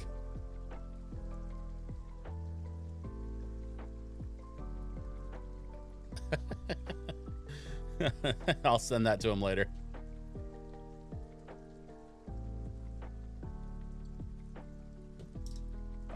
It was funny. I was we were at sound check, and Meklo was talking with Danny because he's been a fan of Danny's work for years. And so Danny was talking about how he was sort of born in Arizona and then he moved to Seattle for a while because he liked the Pacific Northwest. I think he said he was in Portland for a little while too. Like, he lived in Portland, then Seattle, and then he eventually made his way a little further north to Vancouver, BC, where he lives now. And he was talking about how it's been a long time since he'd been back to Portland, but he really likes Portland, and there's some specific things about Portland that he really likes, because Vancouver, BC is, I guess, very concrete jungle feeling. Like, a lot of TV shows and movies that shoot there, they'll shoot parts of Vancouver, BC, and as like an analog for New York, because that's how it feels, and the buildings kind of have a New York vibe to them. And he's not a fan of that. He likes that Portland is a lot more spread out and feels a lot more small town. And so Meklo was listening to this and he goes, you know, as a matter of fact, I moved from Chicago to Portland for the exact same reason. I was really tired of like the super urban concrete jungle feel of Chicago. And so when my wife and I moved out to Portland, like, that's what we loved about Portland. It's the exact same thing. I just was born and raised here. I've never lived anywhere but here, so I don't. I can imagine what they're talking about, but I haven't experienced it for myself. I've never lived in a bigger city than Portland, because Portland's the biggest city I've ever lived in. What are we doing? We're taking inventory. Okay, well, we can. Sure.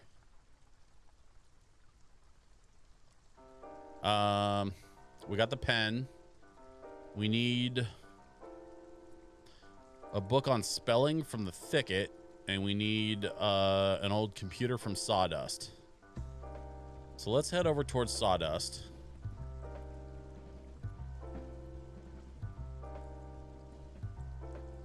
I think it's... Yeah, I think it's this way.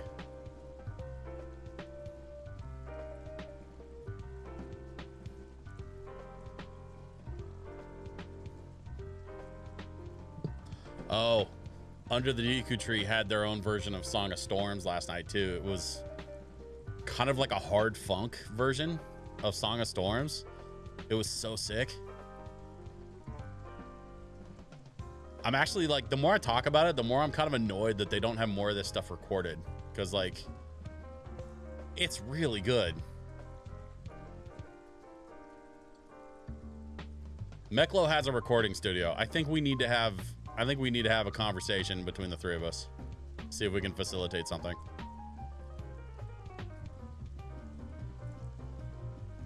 Whoa.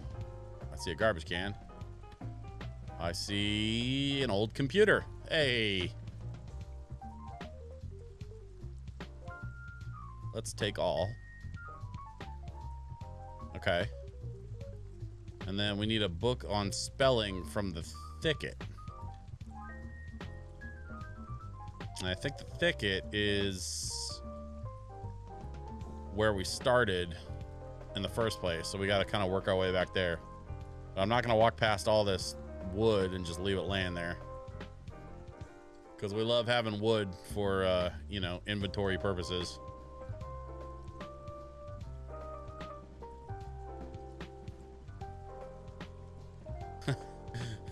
Well, phrasing. We love having wood for a lot of reasons.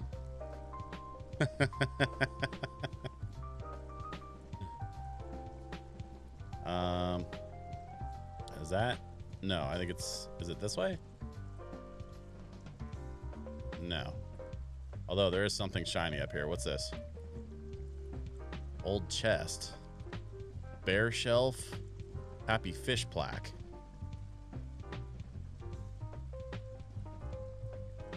Okay. Sure. And then I think this is to... Oh, to Dark Grove? No. Where am I going?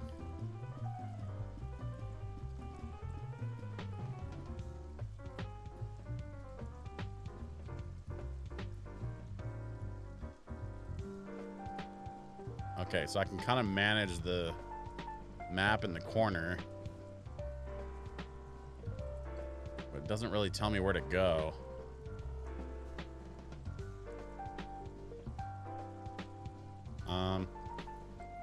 I mean, we've got a lot of inventory that we're just kind of stacking up for no reason. I think I need to slow down on picking up the random bits of stuff.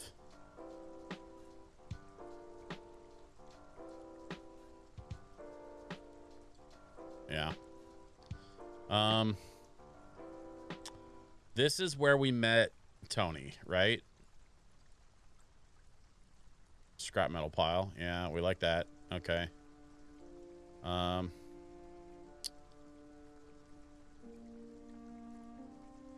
Yeah, I think this is Tony's place. So I'm not really sure.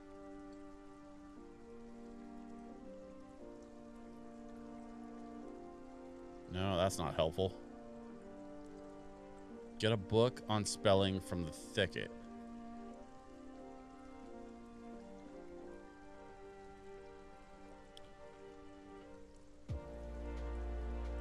If we go back and check in with Tony, maybe it'll give me a better idea of where to go. I was a little worried this would happen. The interface is a little bit strange for this game.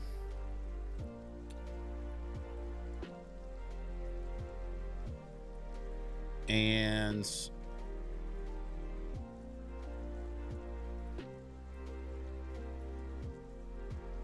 I'm not really sure. Oh, hey, my guest is in there and he's sleeping. Still on that scavenger hunt? Just come back when you've gathered everything. That doesn't... Man, that doesn't help me out. I'm not sure where to go. Thicket. Well, let's try down here in this corner. What's this? To Black Moss. Oh, to Black Moss. Okay. I think we go through Black Moss to get to the house. Oh, fun. We're just gonna...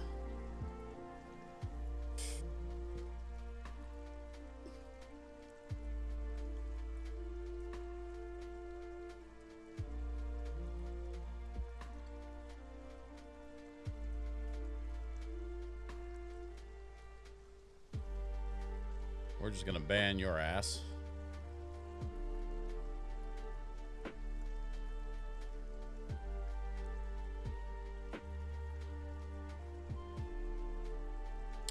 Stupid bots. Yarok Smooth asked, have you bought any games on the Steam spring sale? You know, I haven't. I was thinking about it. But I've been my funds have been directed otherwise recently. Oh, and that was the thing I was going to tell you all about. I completely forgot I was going to tell you. So, turns out,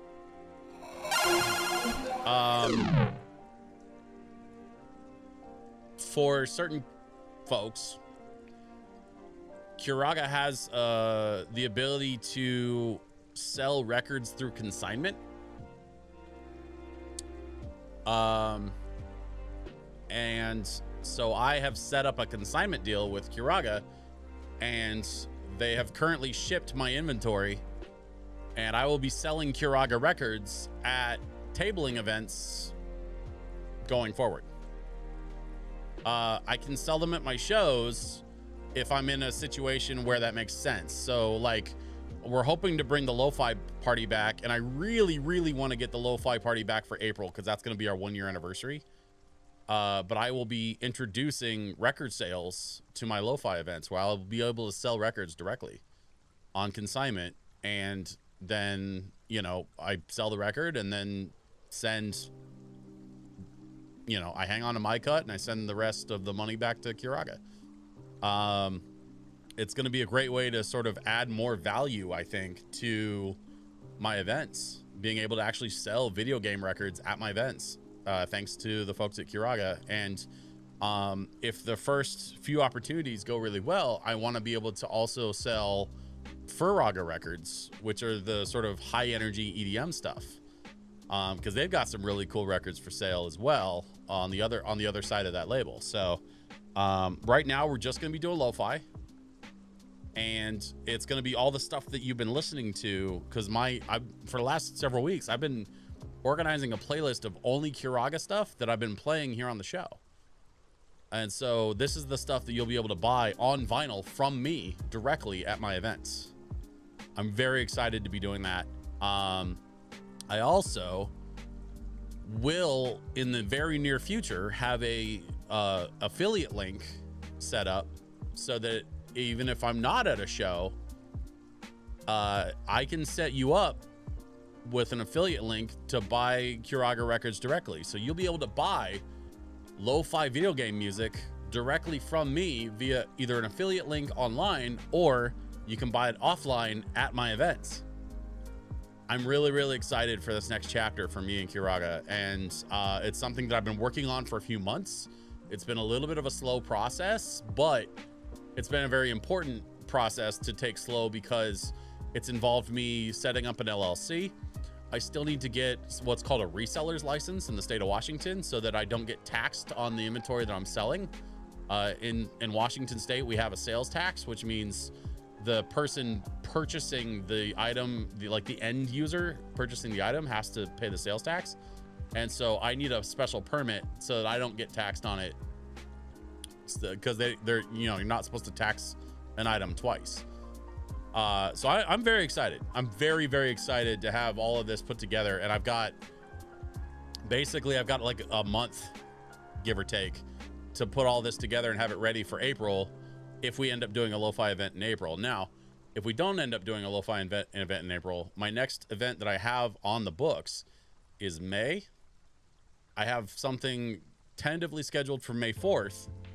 And then I have something that is definitely scheduled and paid for at the end of May that's happening in Salem. So make sure you keep an eye on my socials. Make sure you watch this space. I will definitely be telling more people all about it, but you all here on the stream are hearing about this first. And so I'm excited to share that with you all. And I will have more information as it comes in the very near future.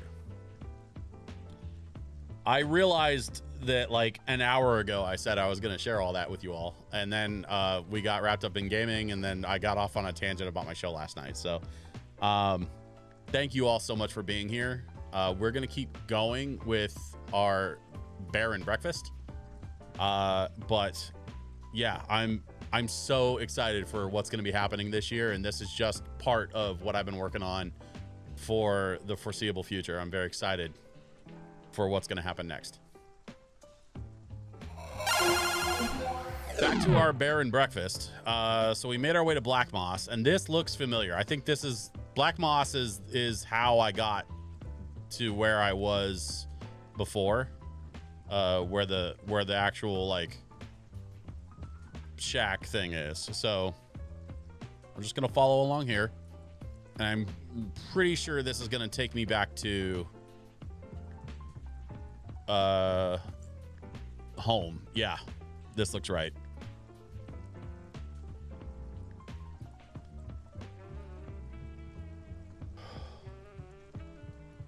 Ah, the thicket. Okay, so we are going to the right place. So get a book on spelling from the thicket.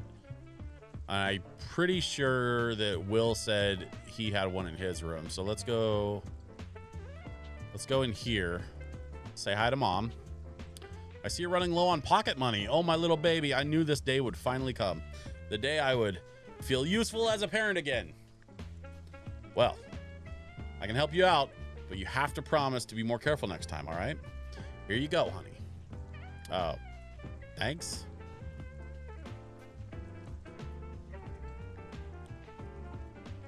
Oh, wait, Will's, oh, hold on.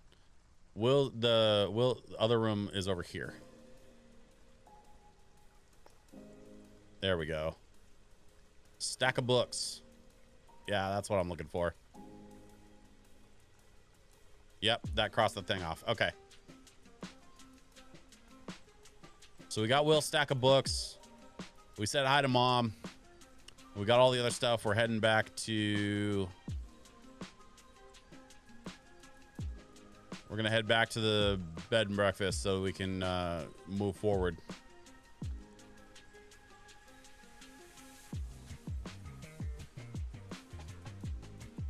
Snowhole Rejects, I saw that you mentioned you picked up RoboCop Rogue City. You know, I bought that last year, I think, for the PC and played through it. It's so good. It really is just such a good RoboCop game. I'm a little bit bummed that they did that thing that a lot of like major property video games do, where they just sort of like shoehorn in known characters and known enemies, like for the sake of like nostalgia or like recognition, instead of coming up with like new fresh ideas. I get why they did that, but that's like my one complaint about that game. Everything else about that game was fantastic. The controls, the targeting systems, like all the crazy weapons. Man, when you get to the part where you have to fight Ed 209, it's wild. That's all I'm going to say about it, because I don't want to ruin anything. But yeah, that game is so good. Tony says, were you able to find everything?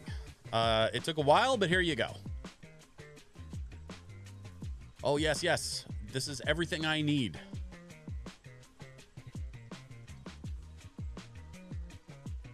Yeah, it won't take long.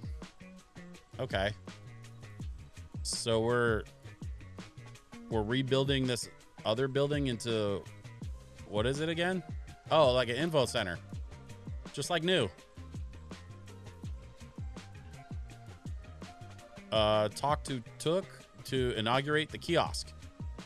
All right. Is the kiosk ready? It's ready. I never thought I'd say this. Loggeria. Excuse me? Yeah, it was 38 acres, sorry. It was 38 across in the 1982 crossword semis I found in the dumpster the other day. That's gross. No, you're thinking of the other thing.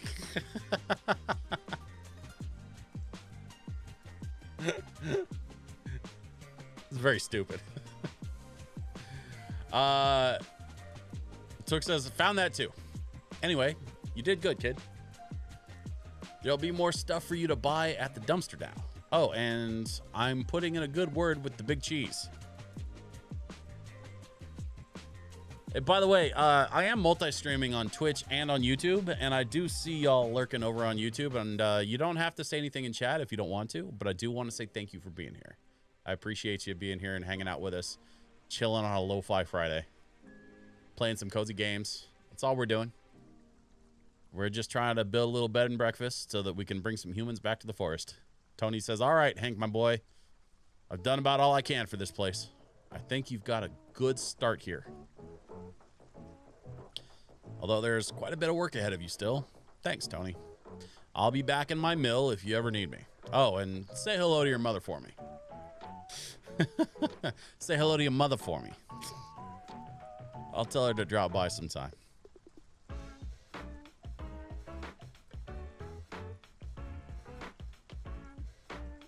Why did... No, you know what? I'm not going to ask that question because I don't want to know the answer. Unlocking shop contents. Completing quests and progressing through the story unlocks more items for sale in shops. Blueprints and cooking recipes only need to be bought one time. Once learned, they will disappear from the shop. Okay. There's Took hanging out in his box, having a nap. And I think next on the to-do list is to check on our guest. He's still snoozing. Okay. Let's go say hi to the shark. Congratulations. It seems that your first property is coming along nicely. Now that you are earning the equivalent tips of a door-to-door door salesman, you are presented with an opportunity. In order to achieve the prestigious Pawn Voyage pedigree, you have to bring the property in this area up to our standards.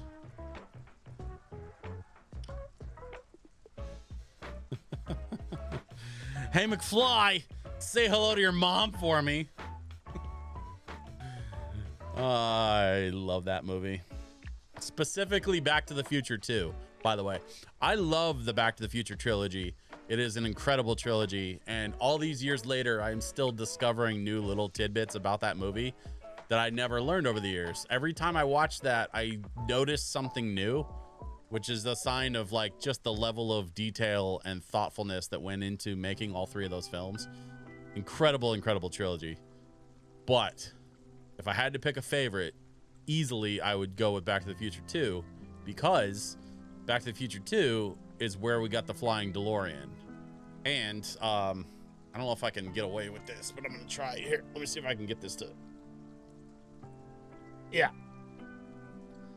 It's a little tough to see because I'm not zoomed in very well right now. But that is my Back to the Future 2 DeLorean in an acrylic case. I absolutely bought the big Lego DeLorean set, and the Lego DeLorean, you can pick which movie you want. You 1, 2, or 3. And I went with 2, and then the acrylic case that I bought was from a company called it's called Wicked Brick. Oh, the Ecto and the Trap? Yeah, I'll talk about that in a second.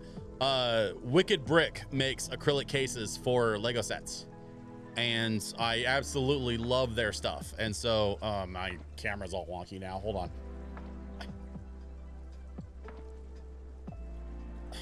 Sure. That's... Sure. Whatever.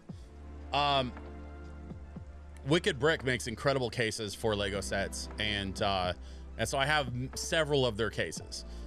You probably saw the Adidas shoe that I have in a Wicked Brick case right next to the DeLorean, but the Ecto, I actually have all of the Lego Ectos. If you can see right there, I've got the big one in the case, and that was actually a gift from one of my stream viewers for my birthday a few years ago. But then I've got the first Ecto that they released with the guys. I have the 2016 Ecto with the ladies.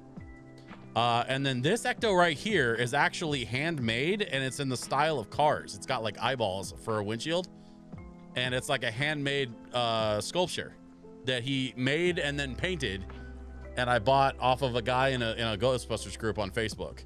And it's like one of one. It's like incredibly cool. The trap is not super special. The trap is actually just like a Walmart trap for like a buddy of mine in the local Portland Ghostbusters group had a spare, and so I bought it off of him for like 20 bucks. But I'm a member of the Portland Ghostbusters, and I'm very proud of being a member of the Portland Ghostbusters because of the charity work that the Ghostbusters do here in Portland. We work with Make-A-Wish all the time. We do several events, birthday parties. We work quite a bit with Spirit Halloween during the Halloween season to be able to do appearances and raise money for, I think it's Dornbecker's Children's Hospital, if I remember right. So yeah, the Portland Ghostbusters do a ton of excellent charity work. Oh, and we also do quite a bit of work with the Lupus Foundation, because the wife of the founding member of the Portland Ghostbusters, who now runs the Portland Ghostbusters along with her husband, she actually is also the Oregon advocate for the Lupus Foundation. And so through that connection, we do quite a bit of work for the Lupus folks as well every year. So yeah, the Ghostbusters specifically, not only am I a lifelong Ghostbusters fan, like honestly, like since I was a kid, I used to plan my naps in the afternoon.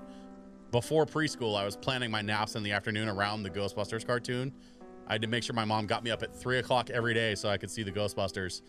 I would watch Ghostbusters and DuckTales, like literally every day before I went to preschool.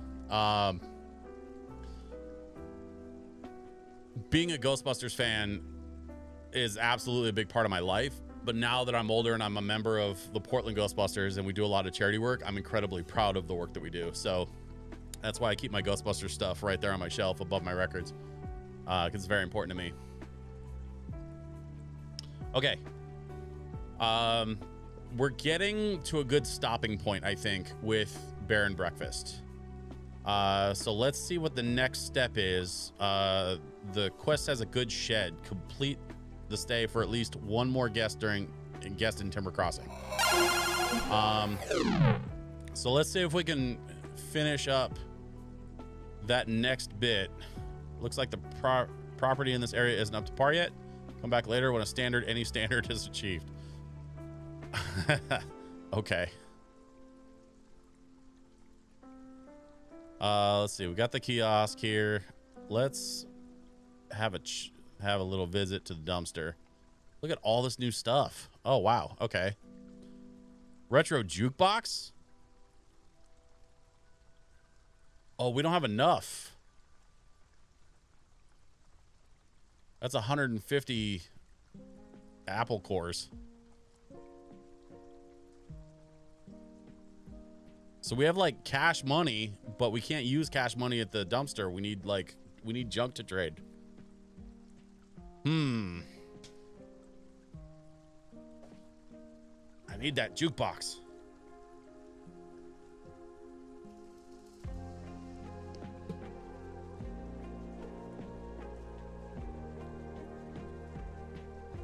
Large snake plant. Medium red rug. Now a possum clock.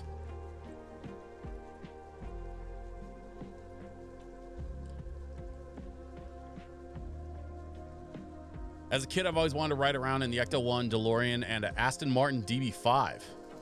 As an adult, I'm one of 3 so far.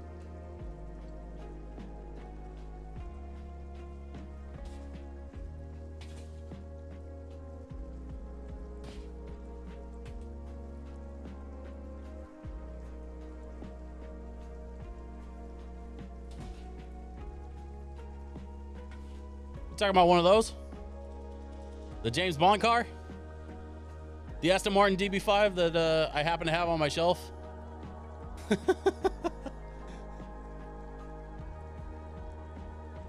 I know for a fact that my big ass would never fit into a real Aston Martin DB5 because those cars are just not made for people my size. But I completely understand the appeal. You need not explain a single thing to me. I absolutely get it. This particular Lego set happens to sit on a shelf next to Dom's Charger from Fast and Furious, as well as a white Lamborghini Countach and a few other cars. A couple of Aston Martins. There's a McLaren sitting over there. There's a Lotus Exige sitting there on the shelf next to the most of my Lego collection sits off to my left side, like over here in my office, and it doesn't ever really get any camera shot love. I'm hoping someday I can kind of clean up my office enough to have a second camera shot, and that way I could get some of my Lego collection into the camera every so often. But yeah, Aston Martin DB5 V Bond car. Now, you said you're one of three. I'm curious, which of the three have you ridden in so far?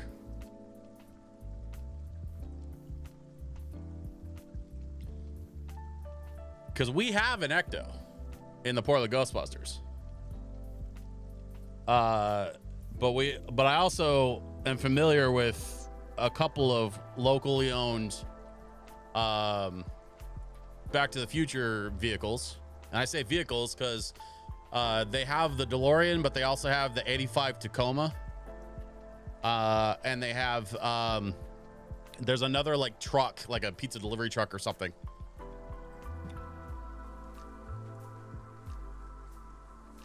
My friend's husband keeps his DeLorean in downtown Minneapolis at his condo. Hey, that's pretty sick. That's really sick. So you've been in a DeLorean. Which honestly, like, that's dope. I've seen DeLoreans up close and in person. I've never been able to sit in one because, again, those cars are not made for people my size. I do have a picture from 2014 of my wife sitting in a Back to the Future modded DeLorean. And I've been to Universal Hollywood where they have like the clock tower and the like downtown set all still sitting there with several of the cars available for display. A bunch of the cars that they used in Back to the Future are still like just chilling on the Universal back lot. So I've been there. I've done that too.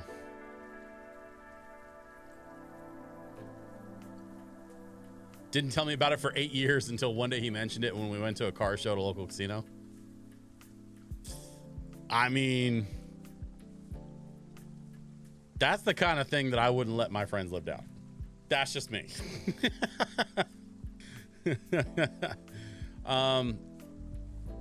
Here's what I think we need to do. It's after 9. I want that jukebox, but I also want to be able to like,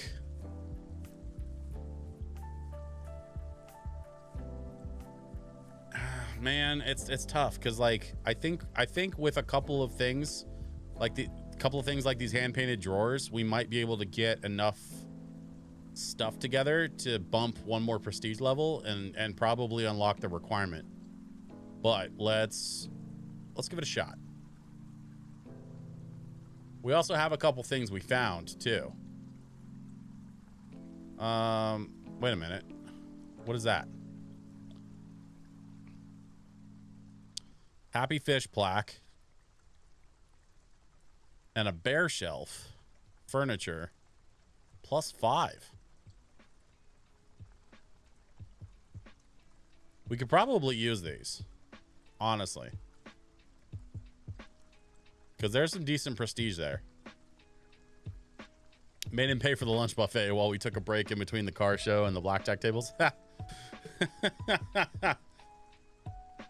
I've played blackjack exactly once at a real blackjack table, and I know exactly how well I did because the dealer was shaking his head when I got up to leave, and I have not been back. Turns out I am not good at card games in real life, so that's why I stick to the video games.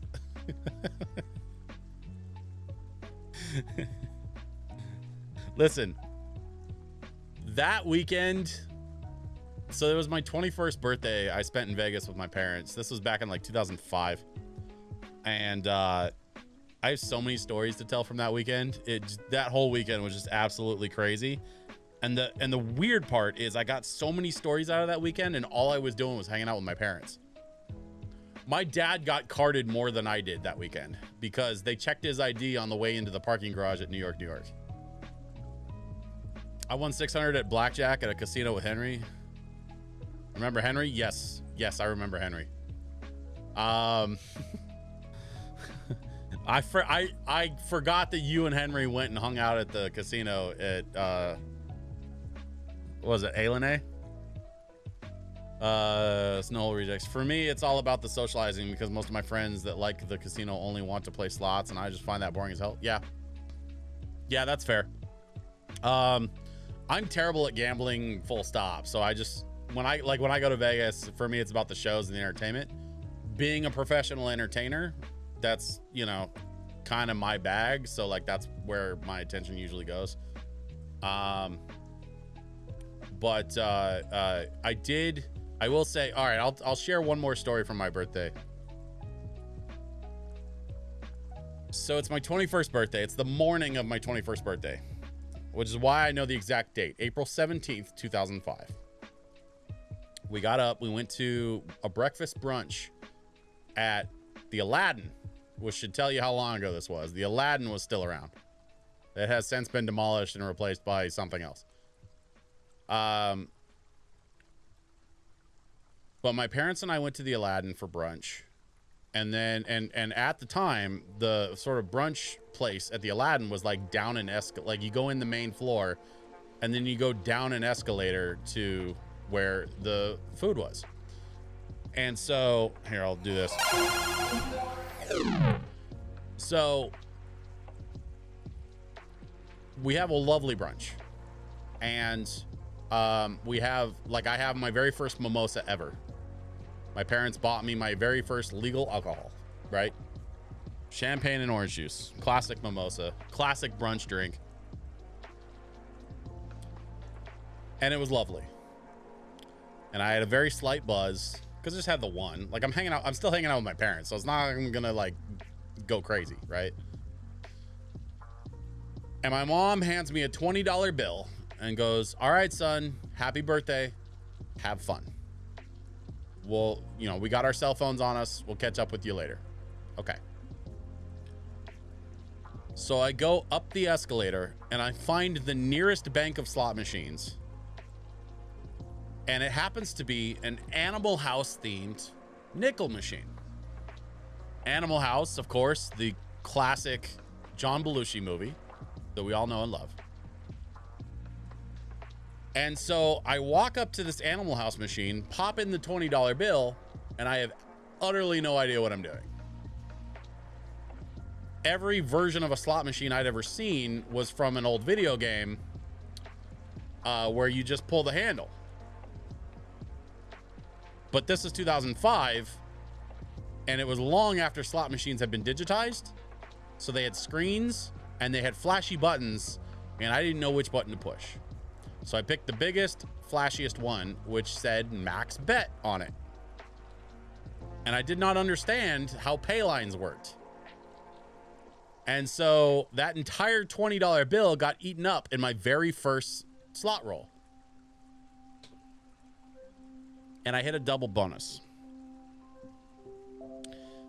And I won $800 off of a $20 bill the first time I ever touched a slot machine. I swear on my life, this story is 100% true. $800 the first time I ever touched a slot machine. I hit one button. And immediately in my head, I'm like, that's a new Xbox. I should stop here. I didn't stop there. After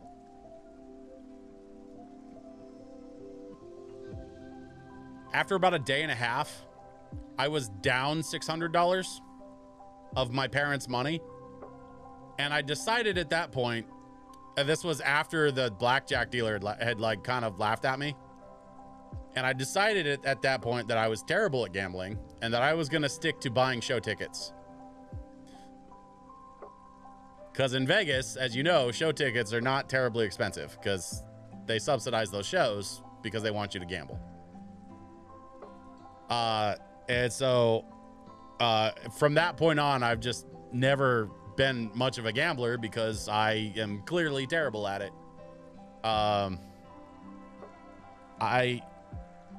In my head, I lost $600, but the reality is I actually lost something closer to like $1,400. And I still think about it sometimes. Thank God I spin records for a living, because I don't think I'd make it as a professional gambler.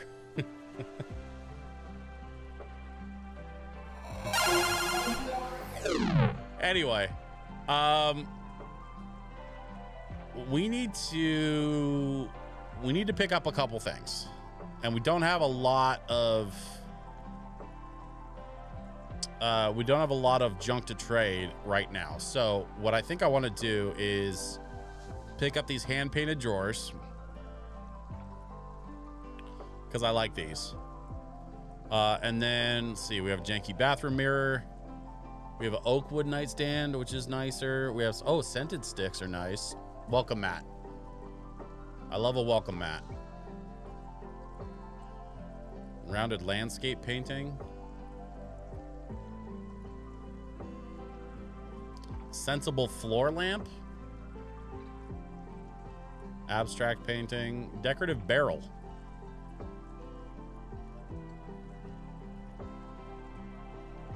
Oh, and a book cabinet. I think we need a book cabinet.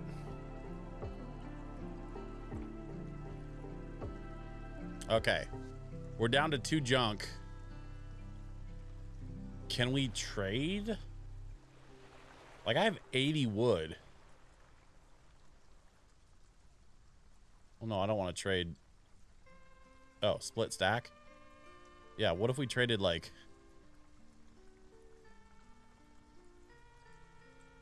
like 15 planks?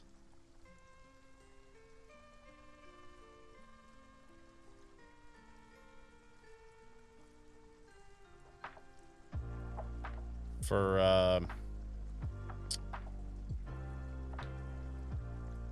let's go with like a floor lamp. Can we do that? Nope. Does not appear that it works that way. Okay, well... we'll figure that out later. Let's go offload some of this stuff into our... wait, what's his deal? Complete the stay for at least one more guest in Timber Crossing? Oh, okay. I guess we completed the stay for our guest.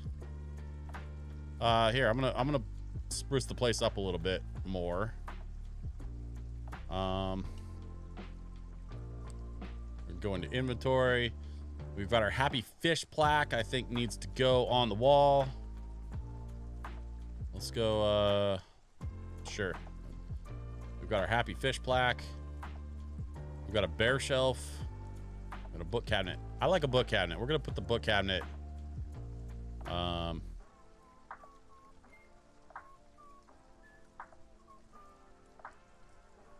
think we put the book cabinet here, so that people can enjoy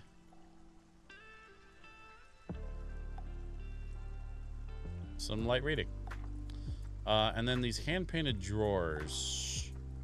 I think I want to maybe swap. Oh, look at that. I zoomed in. Okay, well, let's rotate and well,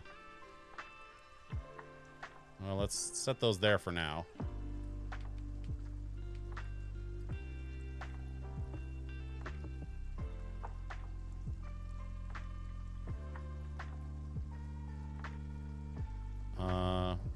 Let's remove picked object. Well, let's set that over there. We're gonna move this here.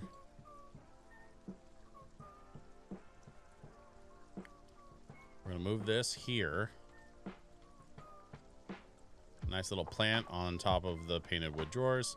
And then this thing, we're going to remove back into our inventory, yeah? Yeah. Okay. We're figuring this out.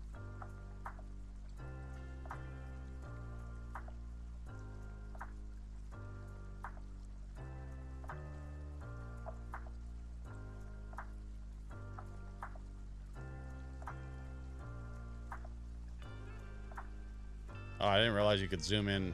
Oh, wow. That's cool. All right, so we upgraded some stuff. We got a little bit more going on with our nice little shack. We're still at prestige level 2, but that's okay. It looks like we fulfilled the requirement, though, for our next quest. So let's go back to the shark and see what he has to say.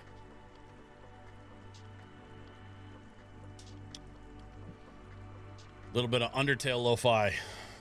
Man. I'm so excited about what I've got going on with Kiraga Records. I'm really looking forward to sharing more with y'all in the near future. I have a meeting on Monday. Well, I had a meeting yesterday that got pushed to well, it was a meeting originally Wednesday that got pushed to yesterday, and then yesterday got pushed to Monday because they're still kind of in like post Emerald City. So like now that they're back from Emerald City, things have been a little crazy for them. So I've got a meeting Monday, hopefully, that I'll be able to sit down and talk with them some more about some stuff. So, but yeah, Kiraga Records is like super down to support me and all my efforts out here in Portland. And I'm just really happy to be working with them because their music is fantastic. Is that Left Shark? I don't think it's specifically Left Shark, but I think it's maybe inspired by Left Shark. It's an inflatable shark with a talk box around its neck, and you push the green button on the talk box to like sign up for this Pawn Voyage bed and breakfast like networking scheme. It really feels very like shady Airbnb is kind of the best I think I could describe it. And that's what we're doing. We're trying to set up a shitty Airbnb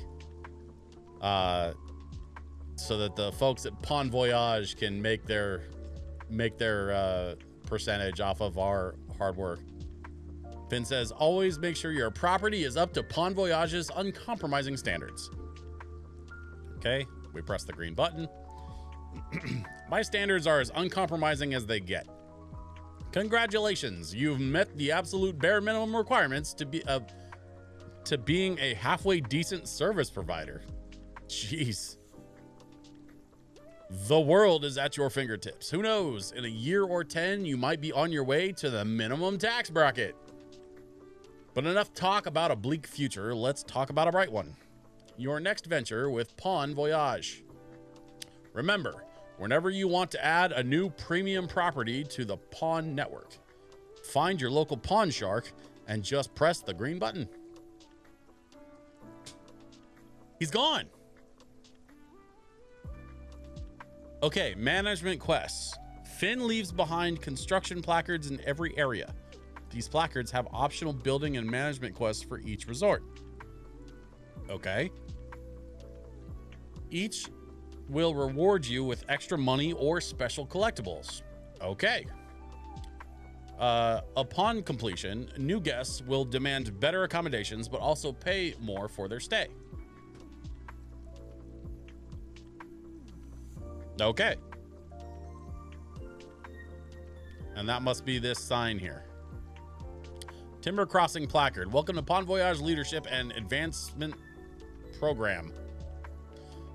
You can now further improve this establishment. Successfully doing so will increase guest expectations for this location, also increasing payout and bragging rights.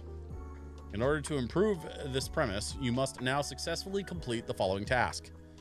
Complete the stay for another +2 guests in Timber Crossing. Reward is a cool new pair of pants.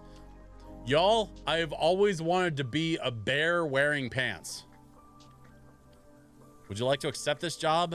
Of course I would like to accept this job. Task in progress. Please return once the job is complete. All I need is 2 more guests and I get me a pair of pants. And then I'll be a bear wearing pants.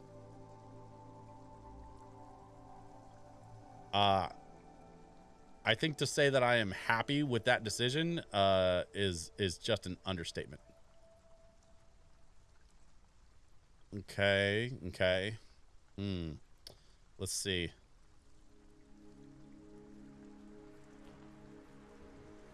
I think we can invite Myra Forbes.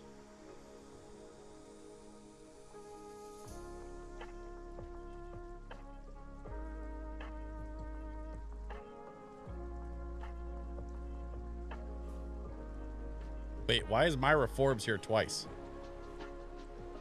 And then we have Blanche Fitzgerald. We have Frederick Davis.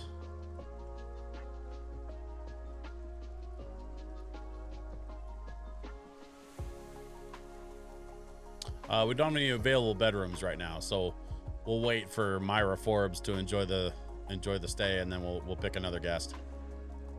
In the meantime, I think that's a good place to call it.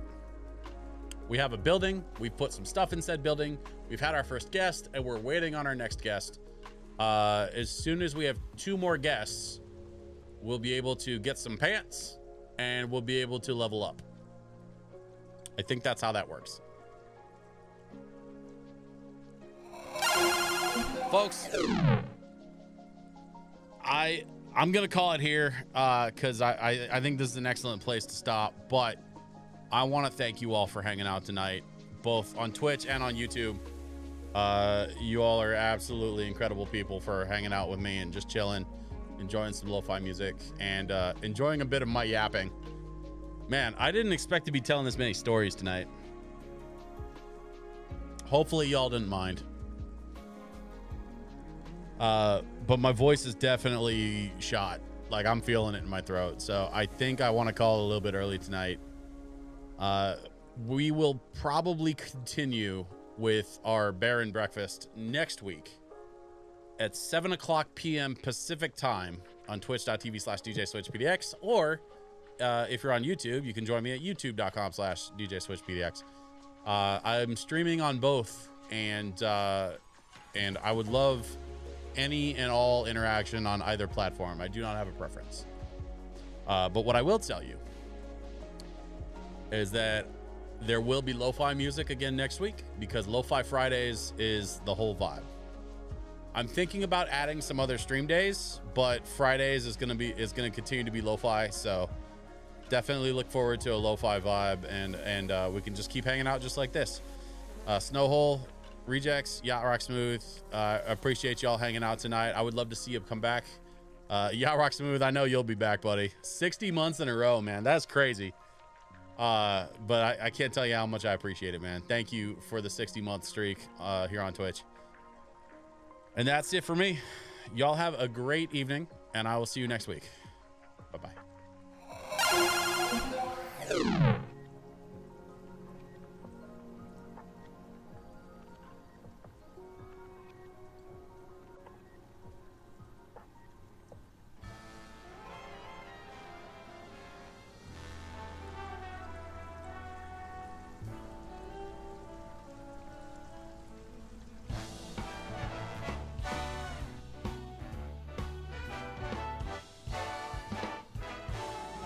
This was a triumph. I'm making a note here, huge success. It's hard to overstate my satisfaction. Aperture science. Do what we must because we can, for the good of all of us, except the ones who are dead.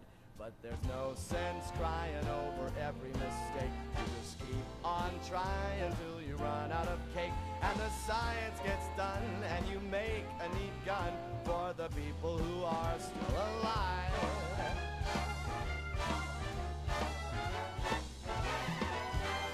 I'm not even angry. I'm being so sincere right now.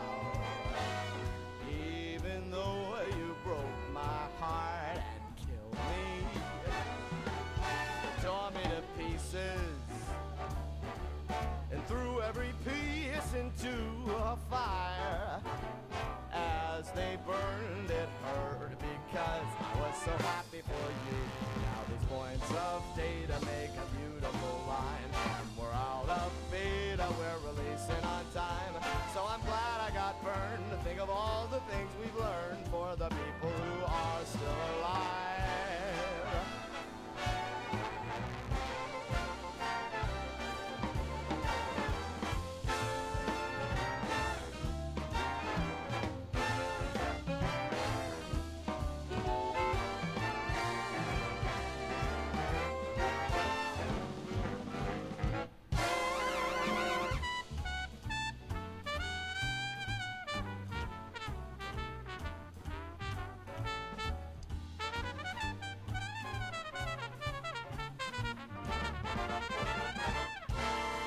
Look at me still talking when there's science to do. When I look out there, it makes me glad I'm not you.